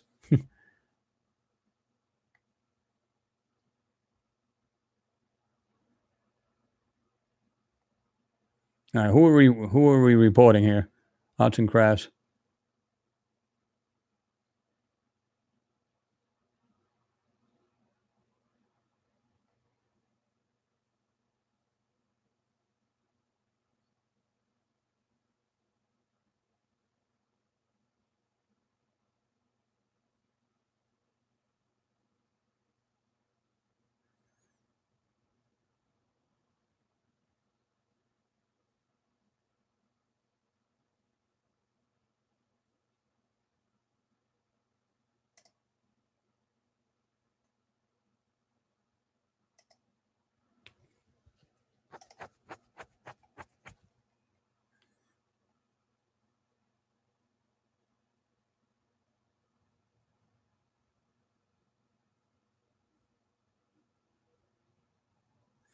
Mimi reacts. He said, I don't know why this is on, what do you call it? It's hell for review. But anyway, he said, Chris, please check out the ancient Vinca culture. I'm convinced they were visited by aliens. Most of them actually say that. If you think about it, most of these ancient, civilizations, they actually say that. Their gods came from the heavens. What does every religious book start off with? Even the Egyptians.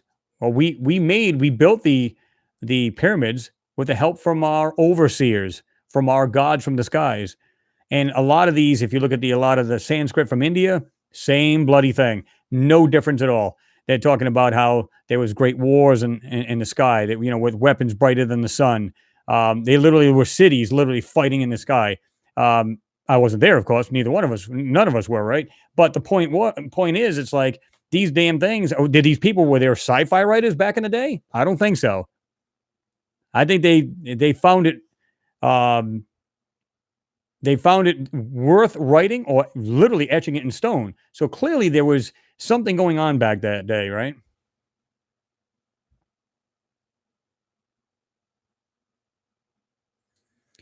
Photography, Light and Magic, you said, what happened to your green curtain? Well, that was my cheap version of the green screen. I bought an actual, like professional one, right? It's basically, you can tote it around. It's 5 feet wide and you just put it on the floor and just bring it right up. So you won't see it here now. Took it all down. And like I said, I took down Like I said, while I was on vacation, moved all the exercise equipment to another room, so it's basically just its own. Basically it's like a personal little gym, right? The only thing I left was this stuff here, which doesn't take up any room. It hangs on the door. But the rest of that is gone. All I do is I just bring it up now, just pull it right up. A lot more. It's a lot better, and it doesn't look so. Well, what's the word I want to use? Low budget, which worked fine. And you wouldn't know the difference when I did the videos, right?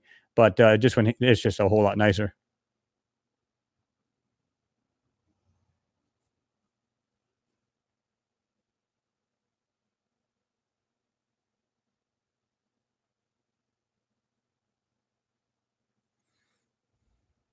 And Walsworth, you said, hold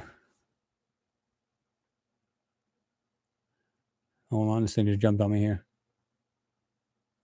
God, I hate it when it does that.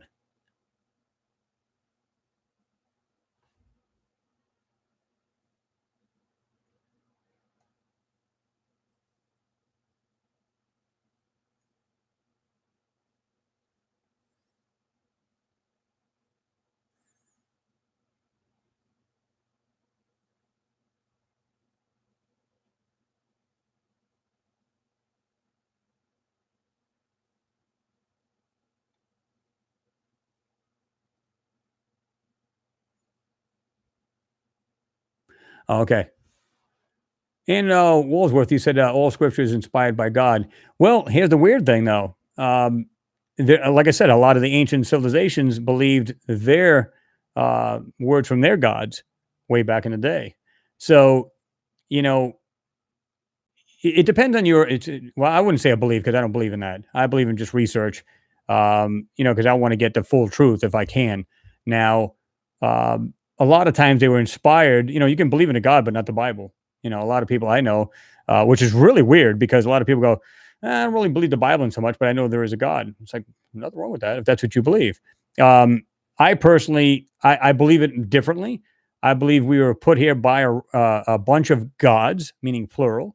Um, because if you read the Bible, even the Bible says right out, it says, you will not believe in any other God before me. Well, that just says that there's more than one God. So, but the thing is, it's like, it depends on who you are. And to me, it's just like, I want to know more. I want to know about our origins. I want to know where we're from. So I started reading more ancient, literature and stuff like that. And that's why I don't believe in the Bible itself.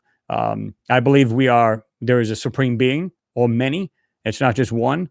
And I believe we may be the actual result of them, or we're not. And, because like I said, all the ancient civilizations said their gods came down from the heavens and showed them how to do, everything from, mathematics to agriculture to speech and so on and so forth. And at least that's what they wrote. Now, whether that's true or not, I don't know. But it makes sense because all over the globe they say this. So it's not just one particular person, right? Bush Corey, what's going on? Didn't even know you were in there. You think the end of the earth will be global warming or overpopulation? That's hard to tell, man. But overpopulation seems more likely, unless, of course, we have some kind of body coming in from outer space and flying into this planet and like basically premature ending life here. I believe it'll be more overpopulation. Like I said, I read this thing and it's not verbatim now, but the way he claimed it said, basically a civilization will get so large that it'll implode on itself, in one form or another. So is that the case? What happened to Mars? Did they war with each other?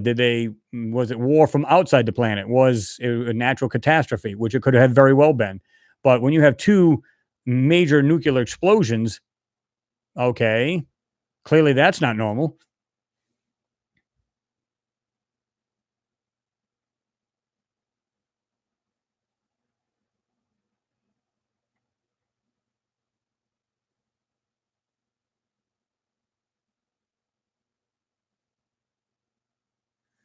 Gary Knapp, I do. It's right there. He said, need a poster of Mars behind you. It's on the wall, but yeah. Yeah. Oh, yeah.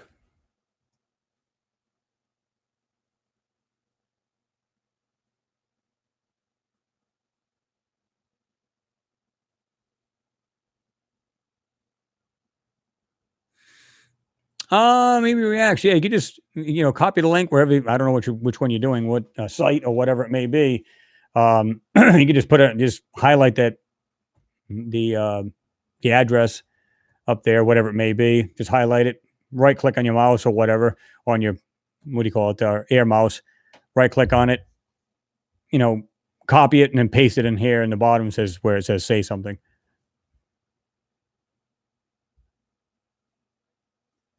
420 Alien, what's going on? He said, I think he said, where did it go? Just jumped up on me again. God, I hate it when that happens.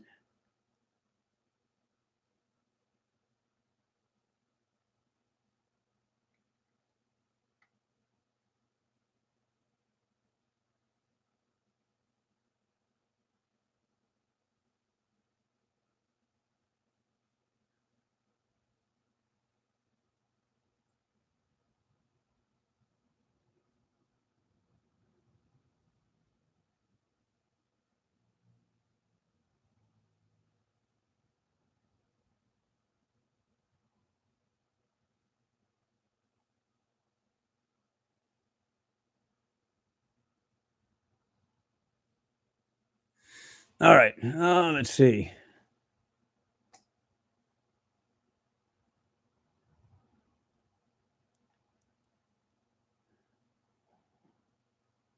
Let me see here. Super Dave 44, what's going on? I said, I agree. We also have a Saddam and Gamora back also. Of course, we were talking to woman Ann.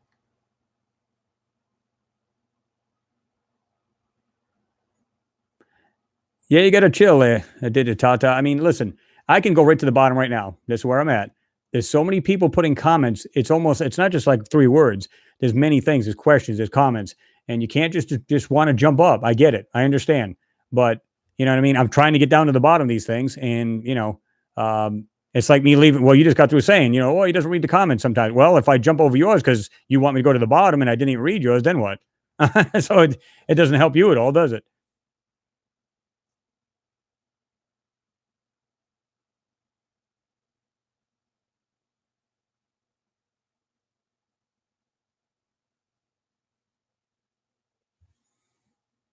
Well, we're at the bottom there. Did you go ahead and what do you call it? Go ahead and ask a question.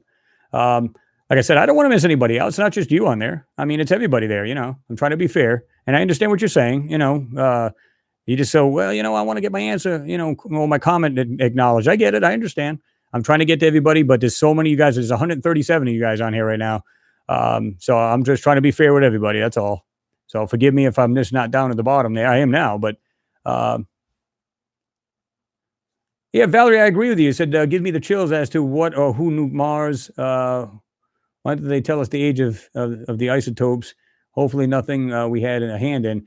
Well, see, I said that a long time ago. Of course, there's a huge speculation. I said, what happened if we wanted to go in there and bomb that? Let's say we knew that the race of people or whatever it was, beings or whatever, couldn't defend themselves or whatever. Well, just, you don't even have to nuclear blast these people, right? Just take like a cocktail of germs we have here on Earth and just boosh, and a couple of good areas and just have them all die of germs and everything else, like a germ warfare, right? We could easily do that. But there is proof of 2 explosions and, like in the atmosphere itself. So it's like knowing that, then it wasn't natural. So how do we know what was done? And if this is 1941, kind of weird, right? And now we're seeing things that weren't really, what's the word I want to use? We're seeing things that are really not for the timeline in 1941 up to this point sounds right. Now, if you go, okay, weather beaten for millions of years, doesn't really add up because you shouldn't see some of the stuff in these rocks or some of these things with a nice crisp face on them, crisp edges. According to NASA, these rocks and corners should be beaten with sand and rain and whatever was millions of years ago because they said it was just like Earth. So it should be beaten to death and everything else. That's what they claim. So who knows, right? Did you put on the ad? Will you make a video analyzing that image? What image are we talking about? I said, okay. Have you sent your NASA image with the across person arm over the moon image? There's a crater, Cabeus, which shows the square building. What's your opinion? I haven't seen it in a while. I have to look it over again. Somebody else had mentioned that to me too, not too long ago. I have to check that out. But there is many, like even the video I just did on the moon. You can see them like in the middle of these. Either they're in craters. When I analyzed the photo, there's craters that look like this. So there's like even if they're like this, but they have a space right here, or there's two spaces, and it didn't matter which side the actual shadow is on. You've seen this. I said I can understand. There's a low part in that crater wall. Makes sense, right? Wouldn't doubt it. But when you have like this, and there's many of them in the same area, how is that possible? They all happen to be like, I'm going to call it the middle, even though it's a round circle, but you've got it like this. Wait a minute. Like this, I get. It's just a low part, and that's the reason why it's a shadow in between the wall. That makes absolute sense. But when you got many of them doing this, that's crazy. And you got to look that up. Just watch my latest video.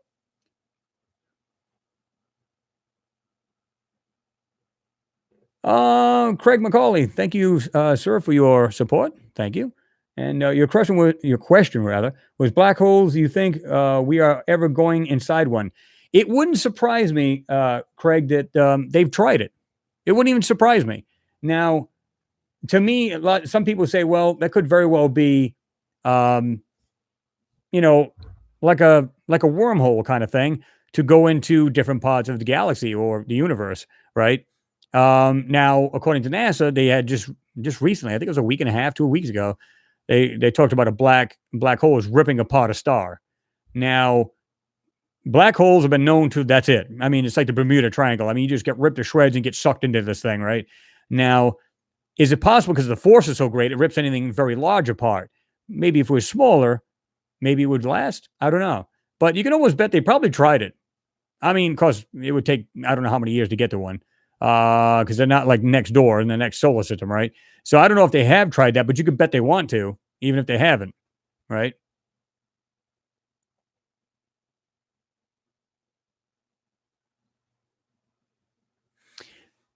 You said, did you put on there the craters from your previous video look round, but why are their shadows so goddamn long? It's like they removed the structure were there, but kept the shadow. Well, that's the weird thing. That's what I said. You got the crater, and then you got what looks like this mound on the side of it. And it looks kind of roundish. It doesn't even look like it has any point to it at all. Of course, it could be just the angle we're looking at it, and it's a very good possibility. But look at the darn thing. I mean, it's so long. And again, I've said this in the video, it depends on where the sun is on the horizon. Now, obviously, the further down it is, the longer that shadow is. Makes sense. But if you notice, the crater wall shadow wasn't very big. Now, from the photo we're seeing now, of course, if we were there, it'd probably be huge. But now, yet that mound next to it looks incredibly long. I mean, this thing looks like it's almost a friggin' half a mile long or a quarter mile long, right? Doesn't make any sense. And it's got a nice point to it, the way it shows. And we're not seeing that from that aspect anyway, from that angle. So I don't know. Mr. Gossamer, what's going on? Chris needs his own Amazon Prime show. Oh, interesting, though. Phil Cox, you said Mars is full of life. It was found in the first Voyager lander mission. You just need to look at the images. Absolutely. And like I said, scientists have been arguing this point. They said, listen, they have found, signs of life back in 1975, 1976 during the Viking missions. So they're arguing this point. And someone's, it's a bunch of crap. No. Because here's the thing. If they said, you're right, we did find it, then it blows their mission apart right now. Because what is their sole mission? To find anything that's like fossilized life, maybe building blocks of life, so on and so forth. So if they were to say, yeah, you're right, we did. We found, well, if they're going to say, well, what the hell are you doing up there now for? Well, we want to see if there's anything in this particular area. Okay, and I'll go with that. That makes perfect sense. But there's much more than that, just from these photos. And if they're just looking at strictly sand samples or soil samples, whatever it may be, then why are we constantly looking up in mountains? Why are we looking up anywhere else? We're here to look at the rocks and the ground, right?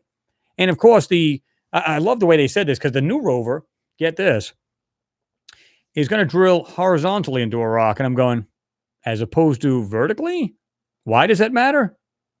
Is there any guys out there would have the explanation for that? Because I don't understand. What's the difference? Why are you going in this way or this way? Is it because of layering of the rock? Maybe due to thousands of years of, uh, whether it be weather beaten or water, whatever it may be. Is it possible because the layers that way they're trying to get into it that way? That's the only thing I can see. Other than that, I don't see any other reason why they do that.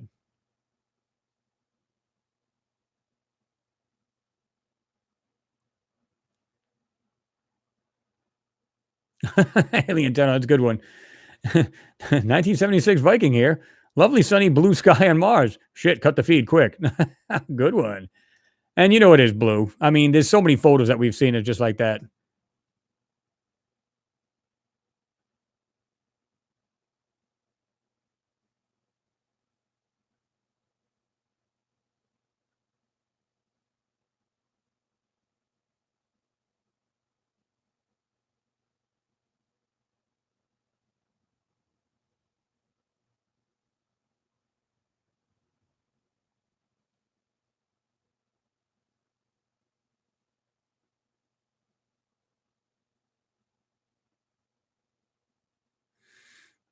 Marty Lewis, you said land where the trees are. Well,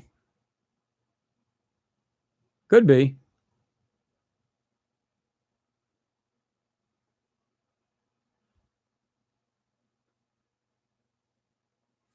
Bobby Pentland, what's going on? You said, hey, Chris, San Jose Cal here 408. Good to see you. Good to see you in there too, Bobby.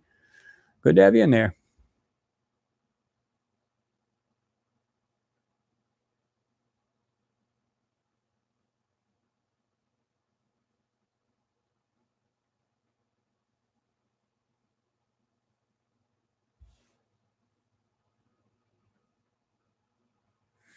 Yeah, you're right about that, Alien Tenno. You said most moon craters don't have Doppler effects in them. Very strange.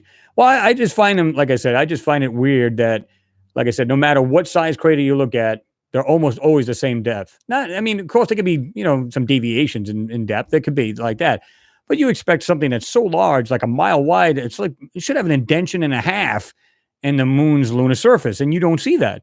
In fact, if you look at these large craters, look at them, it still has a concave look to that inside of that crater. Why is that?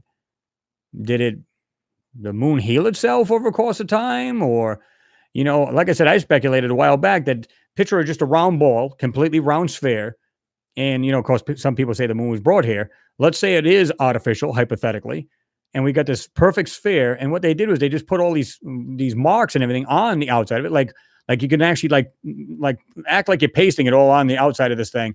So every crater does actually look like it will have the same depth. The only difference is the crater walls are higher because they've been put on the sphere. I'm not saying that's what it is. I'm not saying that's what's going on, but it seems like that when you look at it, right?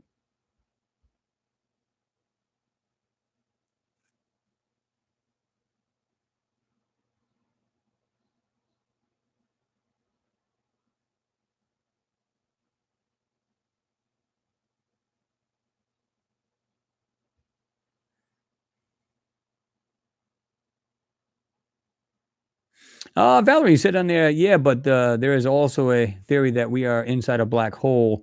It does fit some things.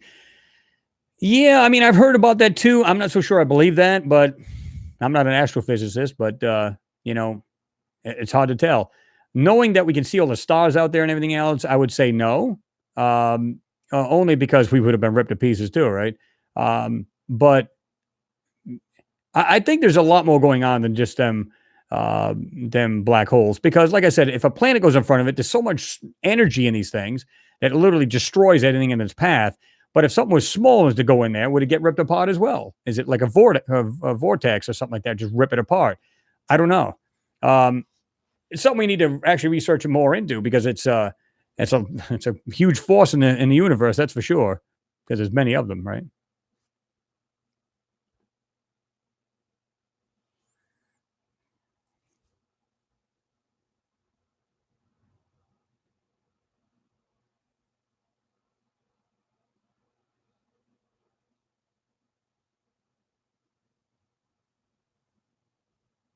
Let me watch it. What's going on? Good to see you there.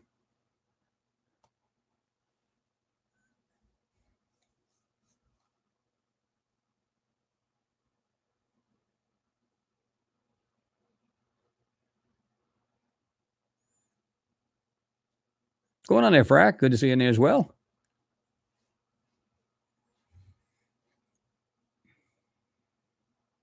Brian Chesty put on there, do you think Earth's moon is hollow, Chris? I believe there's the speculation about it's a basically a spacecraft, right? Like in Star Wars, oh, it's not a moon, it's a what do you call it? It's a battle star or whatever.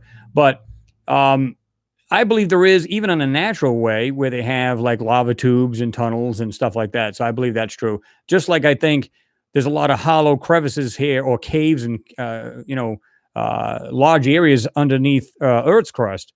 And I think the moon is the same way. Now, judging by some of these people have caught UFOs coming in and out of craters and stuff like that, I believe they live within it, and I believe they actually live. There's structures in there. They've been seen. There's structures inside these craters and stuff like that, but they're also going into the moon. So I believe that they are. There's parts of it probably hollow, or it may actually be some kind of hollow moon. Right? Who knows? James, you said, Chris, do you believe in the Big Bang Theory or the Einstein and Hawking's one that the universe is recreating itself again and again instead of the one-time creation? What do you think? I mean, there's always stars dying, meaning being eaten by black holes. There's always planets being born. So there's stars being born. And of course, then once a star is born, then you got planets start like a solar system like ours, right? So it's kind of like here on Earth. There's people dying, there's people living or being born. So it's the same way, only a lot larger scale, longer scale, but it's the same thing. There's planets that are dying, stars that are dying, becoming these dwarf planets or just dwarfs, and then we've got these, like, again, stars being born. So it is actually it's still evolving, so to speak. The universe, and it's still expanding. So, it's ever changing. That's a good question, Arts and Crafts. I said, where is Rachel? Yeah, I hope she's doing well. Haven't seen her in a while.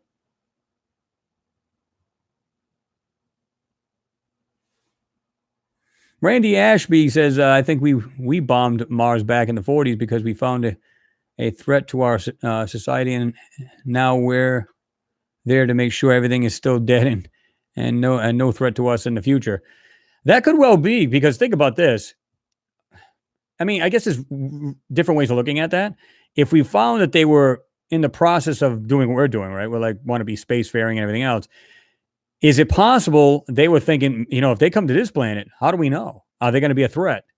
Or did they just say, hey, the planet looks like it's dying or whatever, why don't we just finish it off? Or they're just bombing anyway, so we could just start living there.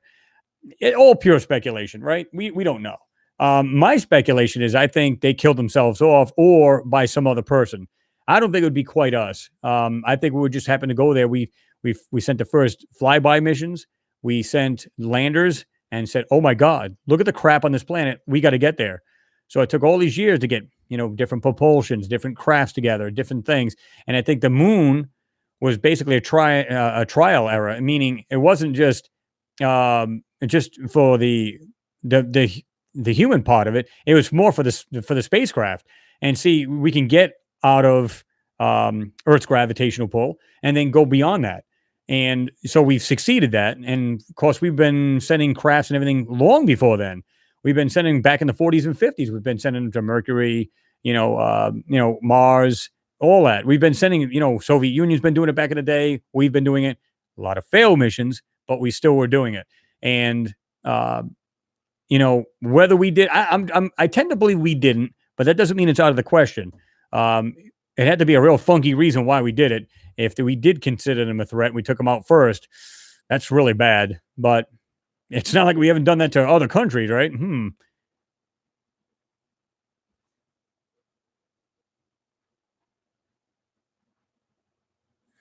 James Cragen, you said, as we said before, Chris, man, I bet they are the same depth, even though they are different in width.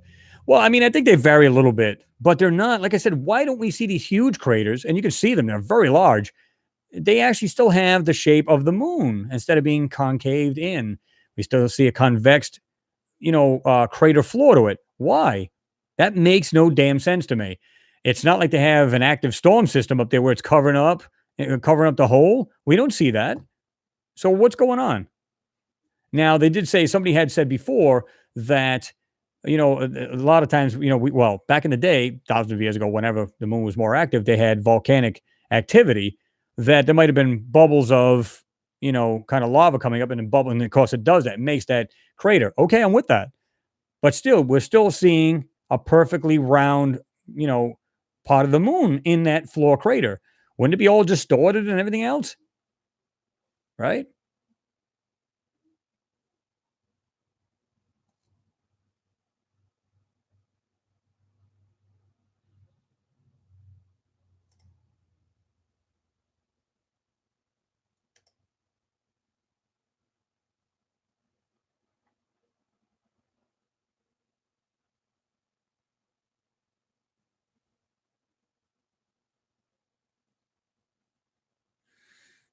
Yeah, he's also turned history, Mr. Gossamer.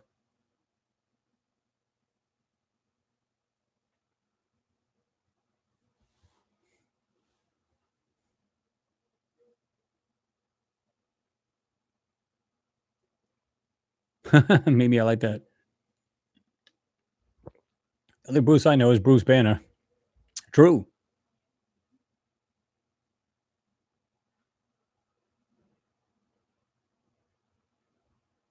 Yep. Nacho, what's going on?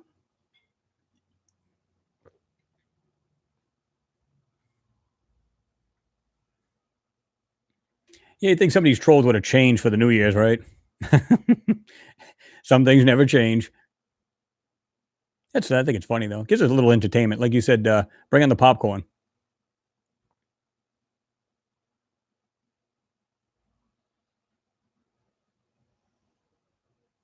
Yeah, John Way, you said you really need the designated Mars, I'll be all right, mods, to ban these spammers. I think it's funny. I think it's comical. You guys just alert me and I just get rid of them. And I think it's funny because they just try and try. And it's like, what's the point? It's not hurting the channel any. It's not hurting it. Yeah, Frank, yeah, time to hand the wrench. Hand the wrench around, Chris. Other channels need 14,000 moderators because, basically they trash so many channels that they know they're going to get a reaction back, basically a retaliatory kind of thing going on. So they got to have like 14 moderators. It's pretty sad. They think, oh, I'm being picked on, little old me. It's like, stop it. You're the one that creates it, and then you wonder why people are jumping on your channel to create havoc. I'm not doing anything, so I think it's kind of comical. I just look at it and just, oh, look how cute. Doesn't bother me. You just look over and just next.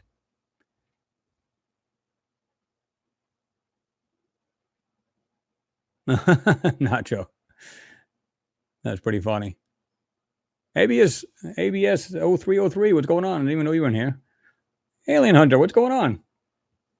We actually got we thought your channel was history there for a minute there, and of course everybody checked on your channel and said, "Oh, he's doing good." I said, "Oh, that's good.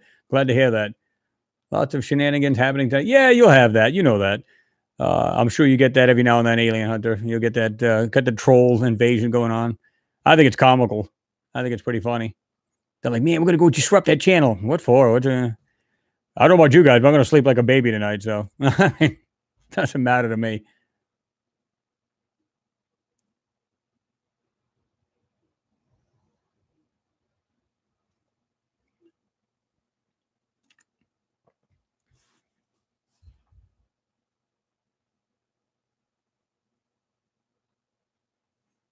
You got that right, James.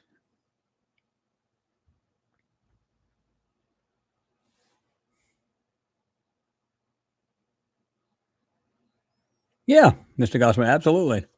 Said YouTube's biggest channel, RT, has zero mods, all free speech. Yeah. You know what I mean? Like I said, I don't care.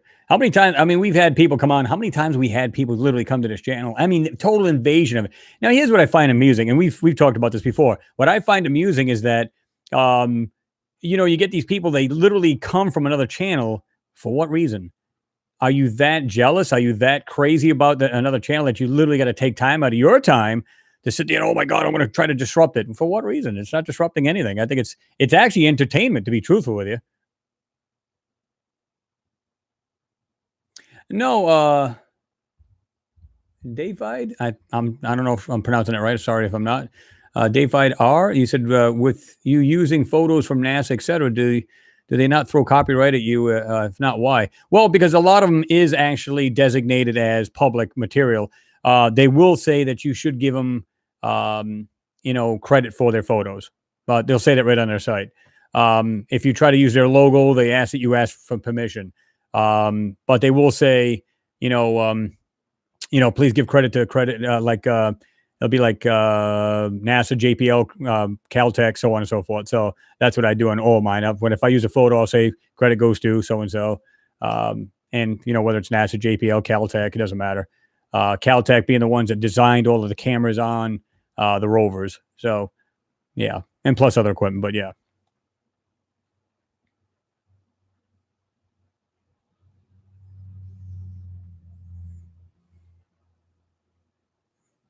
Alien Hunter, yeah, you said you're still here. Thanks. Oh yeah, absolutely, man. Good to see you. At first, somebody said something about the channel was like down. I was like, what? And I haven't checked your channel to be truthful in a couple of days, 2 or 3 days. I'm like, and somebody said, I don't know if it was somebody said you had just come out with one, but they said, no, you're still here. I said, well, it's good, man. It's good to hear. And I know you're trying to make a go of it there this year and try to go just full bore with it. So, and I've always told you I got your back. I'll back you any way I can. So if anybody wants to check out Alien Hunter's channel, go ahead and do that. Really good stuff.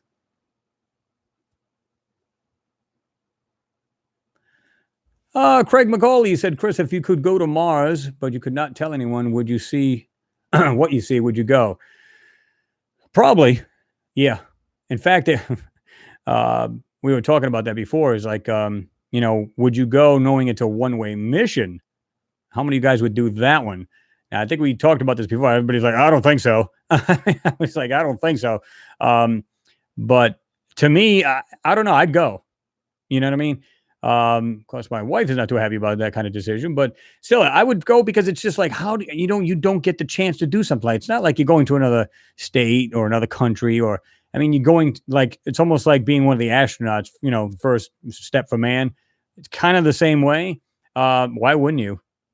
But if you knew you weren't coming back, that does kind of weigh on you a little bit. Like, I don't know if I want to do that. I might die in the process, but you know.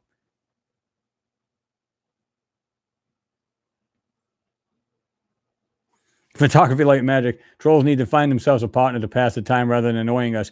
Well, I mean, to me, it's not even annoying. I just see it, and if I see like a bunch of that crap, and and of course, you guys usually alert me to it. No, troll. I say, okay, bye. And I think it's amusing. They're gonna, and I've seen this happen. This is what I find really funny. They'll sit there and type like real long stuff, or they'll just put like a bunch of them on there, and it literally is like a blink of an eye. I go boom, ban. What's the point? But I think it's amusing. Hey, if they want to do it, let them knock themselves out. If they got nothing better to do with their time, hey, that's the way I look at it. Corsa Concon says, good evening from India. Good evening.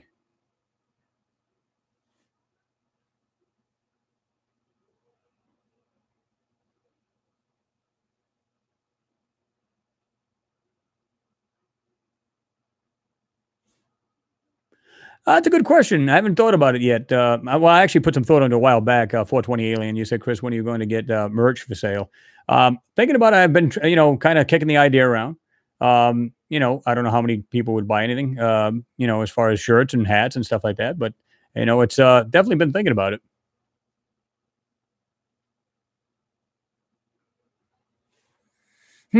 That's a good question, Bush Corey. Yeah, you said one-way trip to Mars or return trip to the moon.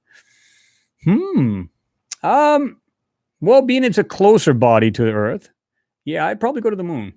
Only because we know there's stuff on that moon too, and even the astronauts have said that. So clearly, there's something there, right?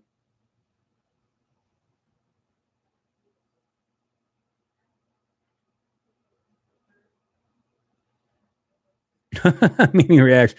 I would go if I could, but probably miss sushi. Good one. Greg, you said yes, I would buy for sure. Yes.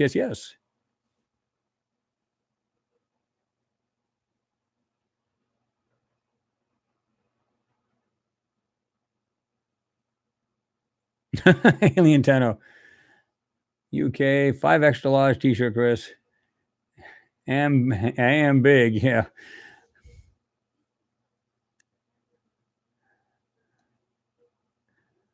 Well, you probably pay a little extra there, Alien Tenno. Then you know how that goes. You think it'd be like one price for all? No, it's not.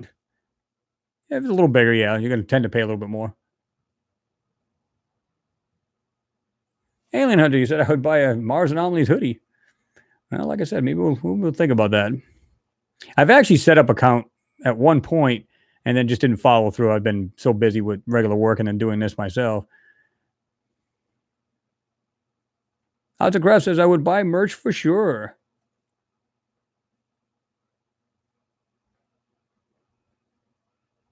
Renee, yeah. Wife is not happy, but you know for sure. Well, true. I mean, the thing is, it's like, can you imagine going there and seeing the things like right there in front of your face?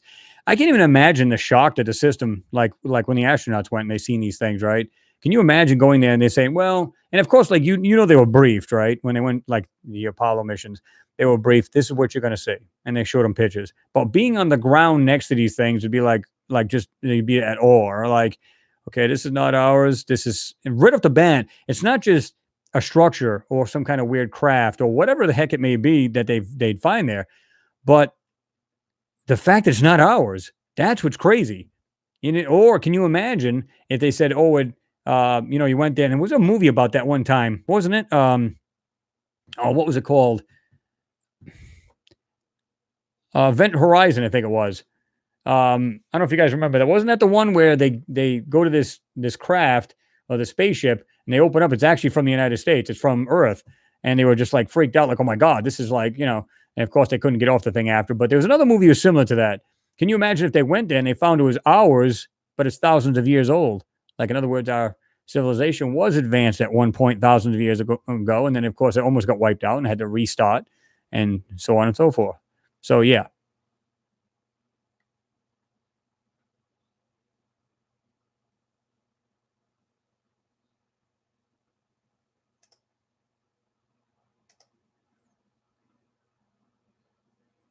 Maybe no Wi-Fi would be my biggest problem. Yeah, you got that right. Ours anomaly buttons.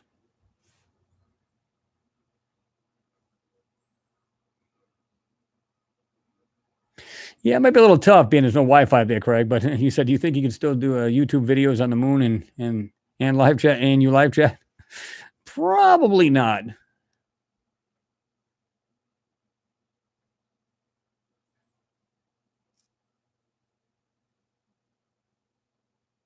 Yeah, exactly. You would cry and laugh at the same time, Mimi. Yeah, pretty much.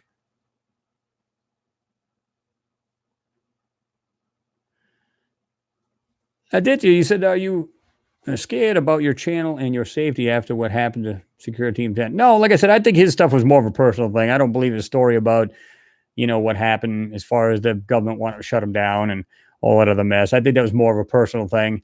And but to me, this is what I would do if I was having that kind of problems in whatever it may be. Again, it's his business. I would just say, guys, I got to leave the channel. I'm having problems. Whatever.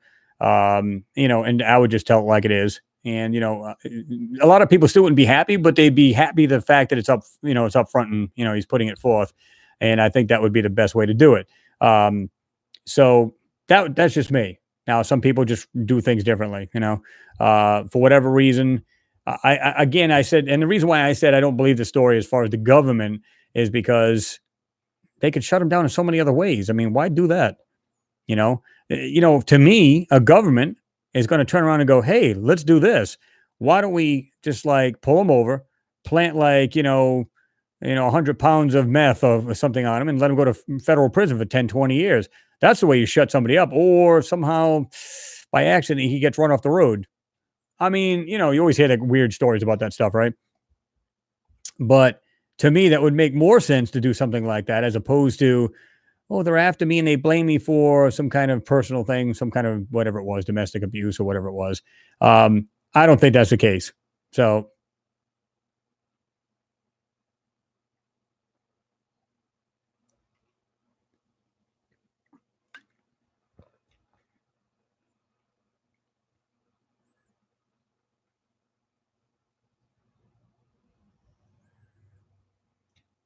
no, there was another troll, Elaine. Not anymore. They wish they were on, Jeremy. Sad. Oh my god, it's too funny.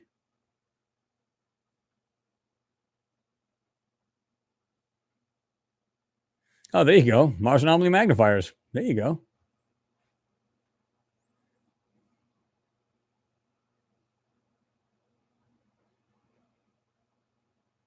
Yeah, that would be bad, Mimi. You said just imagine robots do all the mining on Mars, but then they malfunction and attack. Yeah, you wouldn't want to be there, that's for sure, right?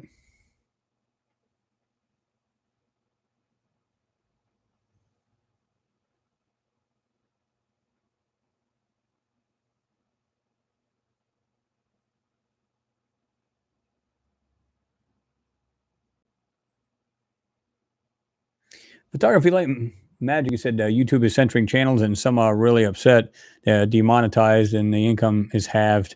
Maybe he just can't afford to do it now. No, I don't think that's the issue at all because he's always been doing well, right? And with 2.1, I think almost 2.2 million subscribers, I don't think that was an issue. And even if he was cut in half, uh, still you can't even imagine the income he was making. So I don't think that's the case at all. I think who knows? Maybe he just like. And I said this a while back. I'm saying to myself one day, and I said this on the live feed. I'm going, how does this guy do that, man? It's like talking about total insomniac. He'll do like two, maybe three videos a day, and he's could be at two at in the morning, whatever. I'm going, man. But then again, I don't think he was. He actually had a regular job. I think he was just doing this full time, which is fine. There's nothing wrong with that. But man, that can wear you out emotionally. Your body just cannot take it. At some point, you just gonna because you can't sleep all different hours and expect your body to be normal. It just doesn't work that way. I don't know if you guys have tried that. If you let's say you get up at I'm going to throw a number 6 o'clock. I get up at 5 o'clock every day, and I got to be in the work for 6. Okay, so now you're getting up at that time every day. Well, when I was on vacation, I was getting up at 8 o'clock. Oh man, my body didn't know how to act. I was like, oh, this is sweet. Until I came back and I had to go get up at 5 again. Then I basically wanted to throw a rock at the clock. So yeah, so throwing your body out of kilter like that all the time is not a good thing to do. And that may just be part of it. You can burn yourself out literally doing that. Thank you, Craig. Appreciate you. He said, got to go. Have a good one. Thanks for the great vid. Well, thanks for being here, Craig. Always appreciate it. You know that. You have yourself a good rest of the weekend there, right? Mr. Gossman, he said, I love Tyler's work. Secure Team 10 was such a legend channel. No idea what happened to him. Maybe he just snapped and had enough. And that could very well be, but again, I would just tell people, listen, guys, I've been doing this far too long, man. It's been really catching up to me. I just gotta break away. I know he's had some debts in the family and stuff like that. And, my heart goes out to him if that's what truly happened. I can't imagine that's easy for anyone, and it's never easy. So, as far as that part, again, as far as like I said, other than any other personal thing, that's his business. That's the way I look at it. Yes, Mimi. Yeah, making videos is time consuming. It is. Not only do you have to find something of any value, because if you look at like I can't even tell you guys how many videos. I mean, not videos, but photos I go over. I go, nothing there, nothing there. Man, they really censored that one. Next, next, and then all of a sudden, whoa, there's something there. Then I take it, I analyze it, put it into Photoshop. First I'll look at it normal, then I'll put it into Photoshop, see if I can enhance what's there. And then once you do that, then you make a video on it. Then you got to edit it. Then you got to upload it. Then I mean, it's not like it takes 10 minutes to make these things, man. And it's the more time consumption is actually looking for, any kind of anomalies or things like that, right? Whether it be Moon, Mars, whatever it may be. So yeah.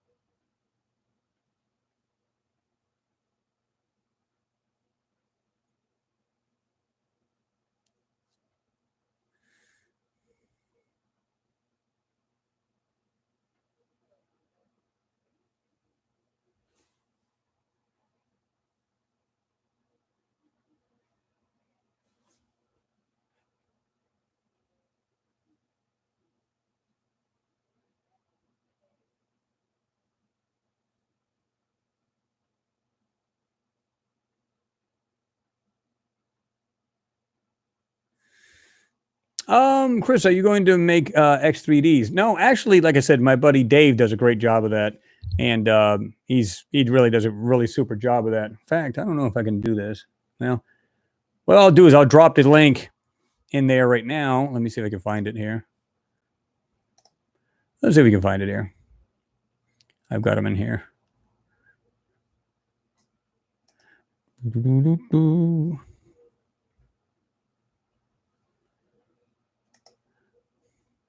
He does a really good job. You got to check his workout. He's been doing this for quite some time. He knows what he's talking about. Here's the link right here. Check him out, my buddy Dave over at X3D. He calls it X3D, the evidence. He does a really good job of this stuff. Really, check him out.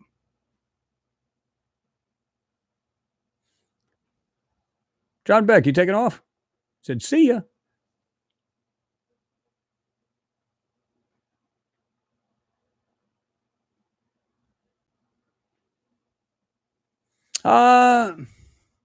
No, James, I'm not familiar with it. You put Chris listened to a show on Coast to Coast the other night, and the speaker was an archaeologist who said that there's a huge find in Saudi Arabia that was kept quiet because of what they found. Do you know? No, I'm not familiar with it. I'll probably have to look it up because I'm always looking for something when I'm on my downtime. I'll look for stuff and research and stuff like that and see what's in there, you know?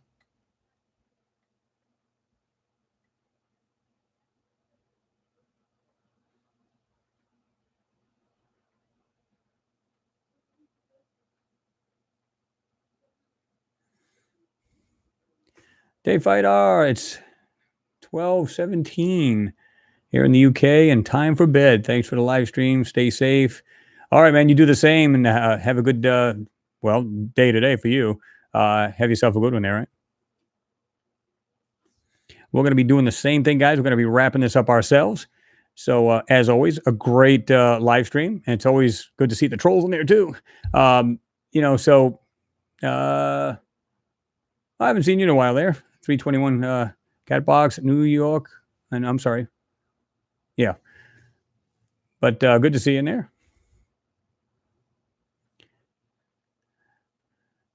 But so I'm going to jump on out of here, guys. And as always, great stream, great support. You guys are awesome. Thank you very much. And like I said, I was dying to get this first one out, but like I said, I was on vacation at the last one. We should have done. But I said, well, I'm not going to miss this one here. The next week should be, it may be a little shorter. I'm going to still do it, but it may be a little shorter because my son's got something going on at school he's involved with. So I might have this a little shorter next week. But nonetheless, we're going to try to make it in there regardless and still be, of course, knocking the videos out for you guys. So, Washington State, my bad. I'm sorry about that. 321. It's just the way I seen it and just went up real quick. But good to see you in there as always, man. It's been a while, I think. Have you been in there last time? I don't think I've seen you in a while. But yeah, I've seen you on there, Phil. I've seen you on his channel. So a couple of you guys have jumped on my buddy Dave's his page. And go ahead and, like I said, I left a link there. In fact, I'll drop it again just so you guys, if it just jumped up on you guys too quick, go check out his channel, sub to him. You won't be disappointed. He does some good stuff there. But like I said, guys, thanks for coming here. Always great to see a bunch of you guys, great minds thinking alike. Everybody's in there supporting the channel, and whichever way you can, I do appreciate it. And of course, it's going to be a great new year. We're just going to stay away from all the troll stuff. You know how that goes. Negativity just breeds negativity. So you just sweep it under the rug. See ya. If they just want to be, that way, and they just want to continue to be, jerk-offs. I mean, what's the best way you can say it? If they want to continue to do that through their new year and not change a thing in their life, all the power to them. We're not doing that. We're going to be rocking it for you guys. So anyway, guys, again, thanks for being here and showing up and doing the thing, because I almost didn't show up. That's why I said that, because I was actually doing a few things. I said, man, I've got to get there. I want to do this live show. These guys are awesome, and I love spending the Saturday evening or Sunday morning, depending on what time zone you're in, with you guys. And I love it. So everybody there, thanks for being here. Always appreciate it. You guys know that. And we'll see you in the next video there, right? Sounds like a video. Anyway, guys, have yourself a good weekend, and we'll talk soon.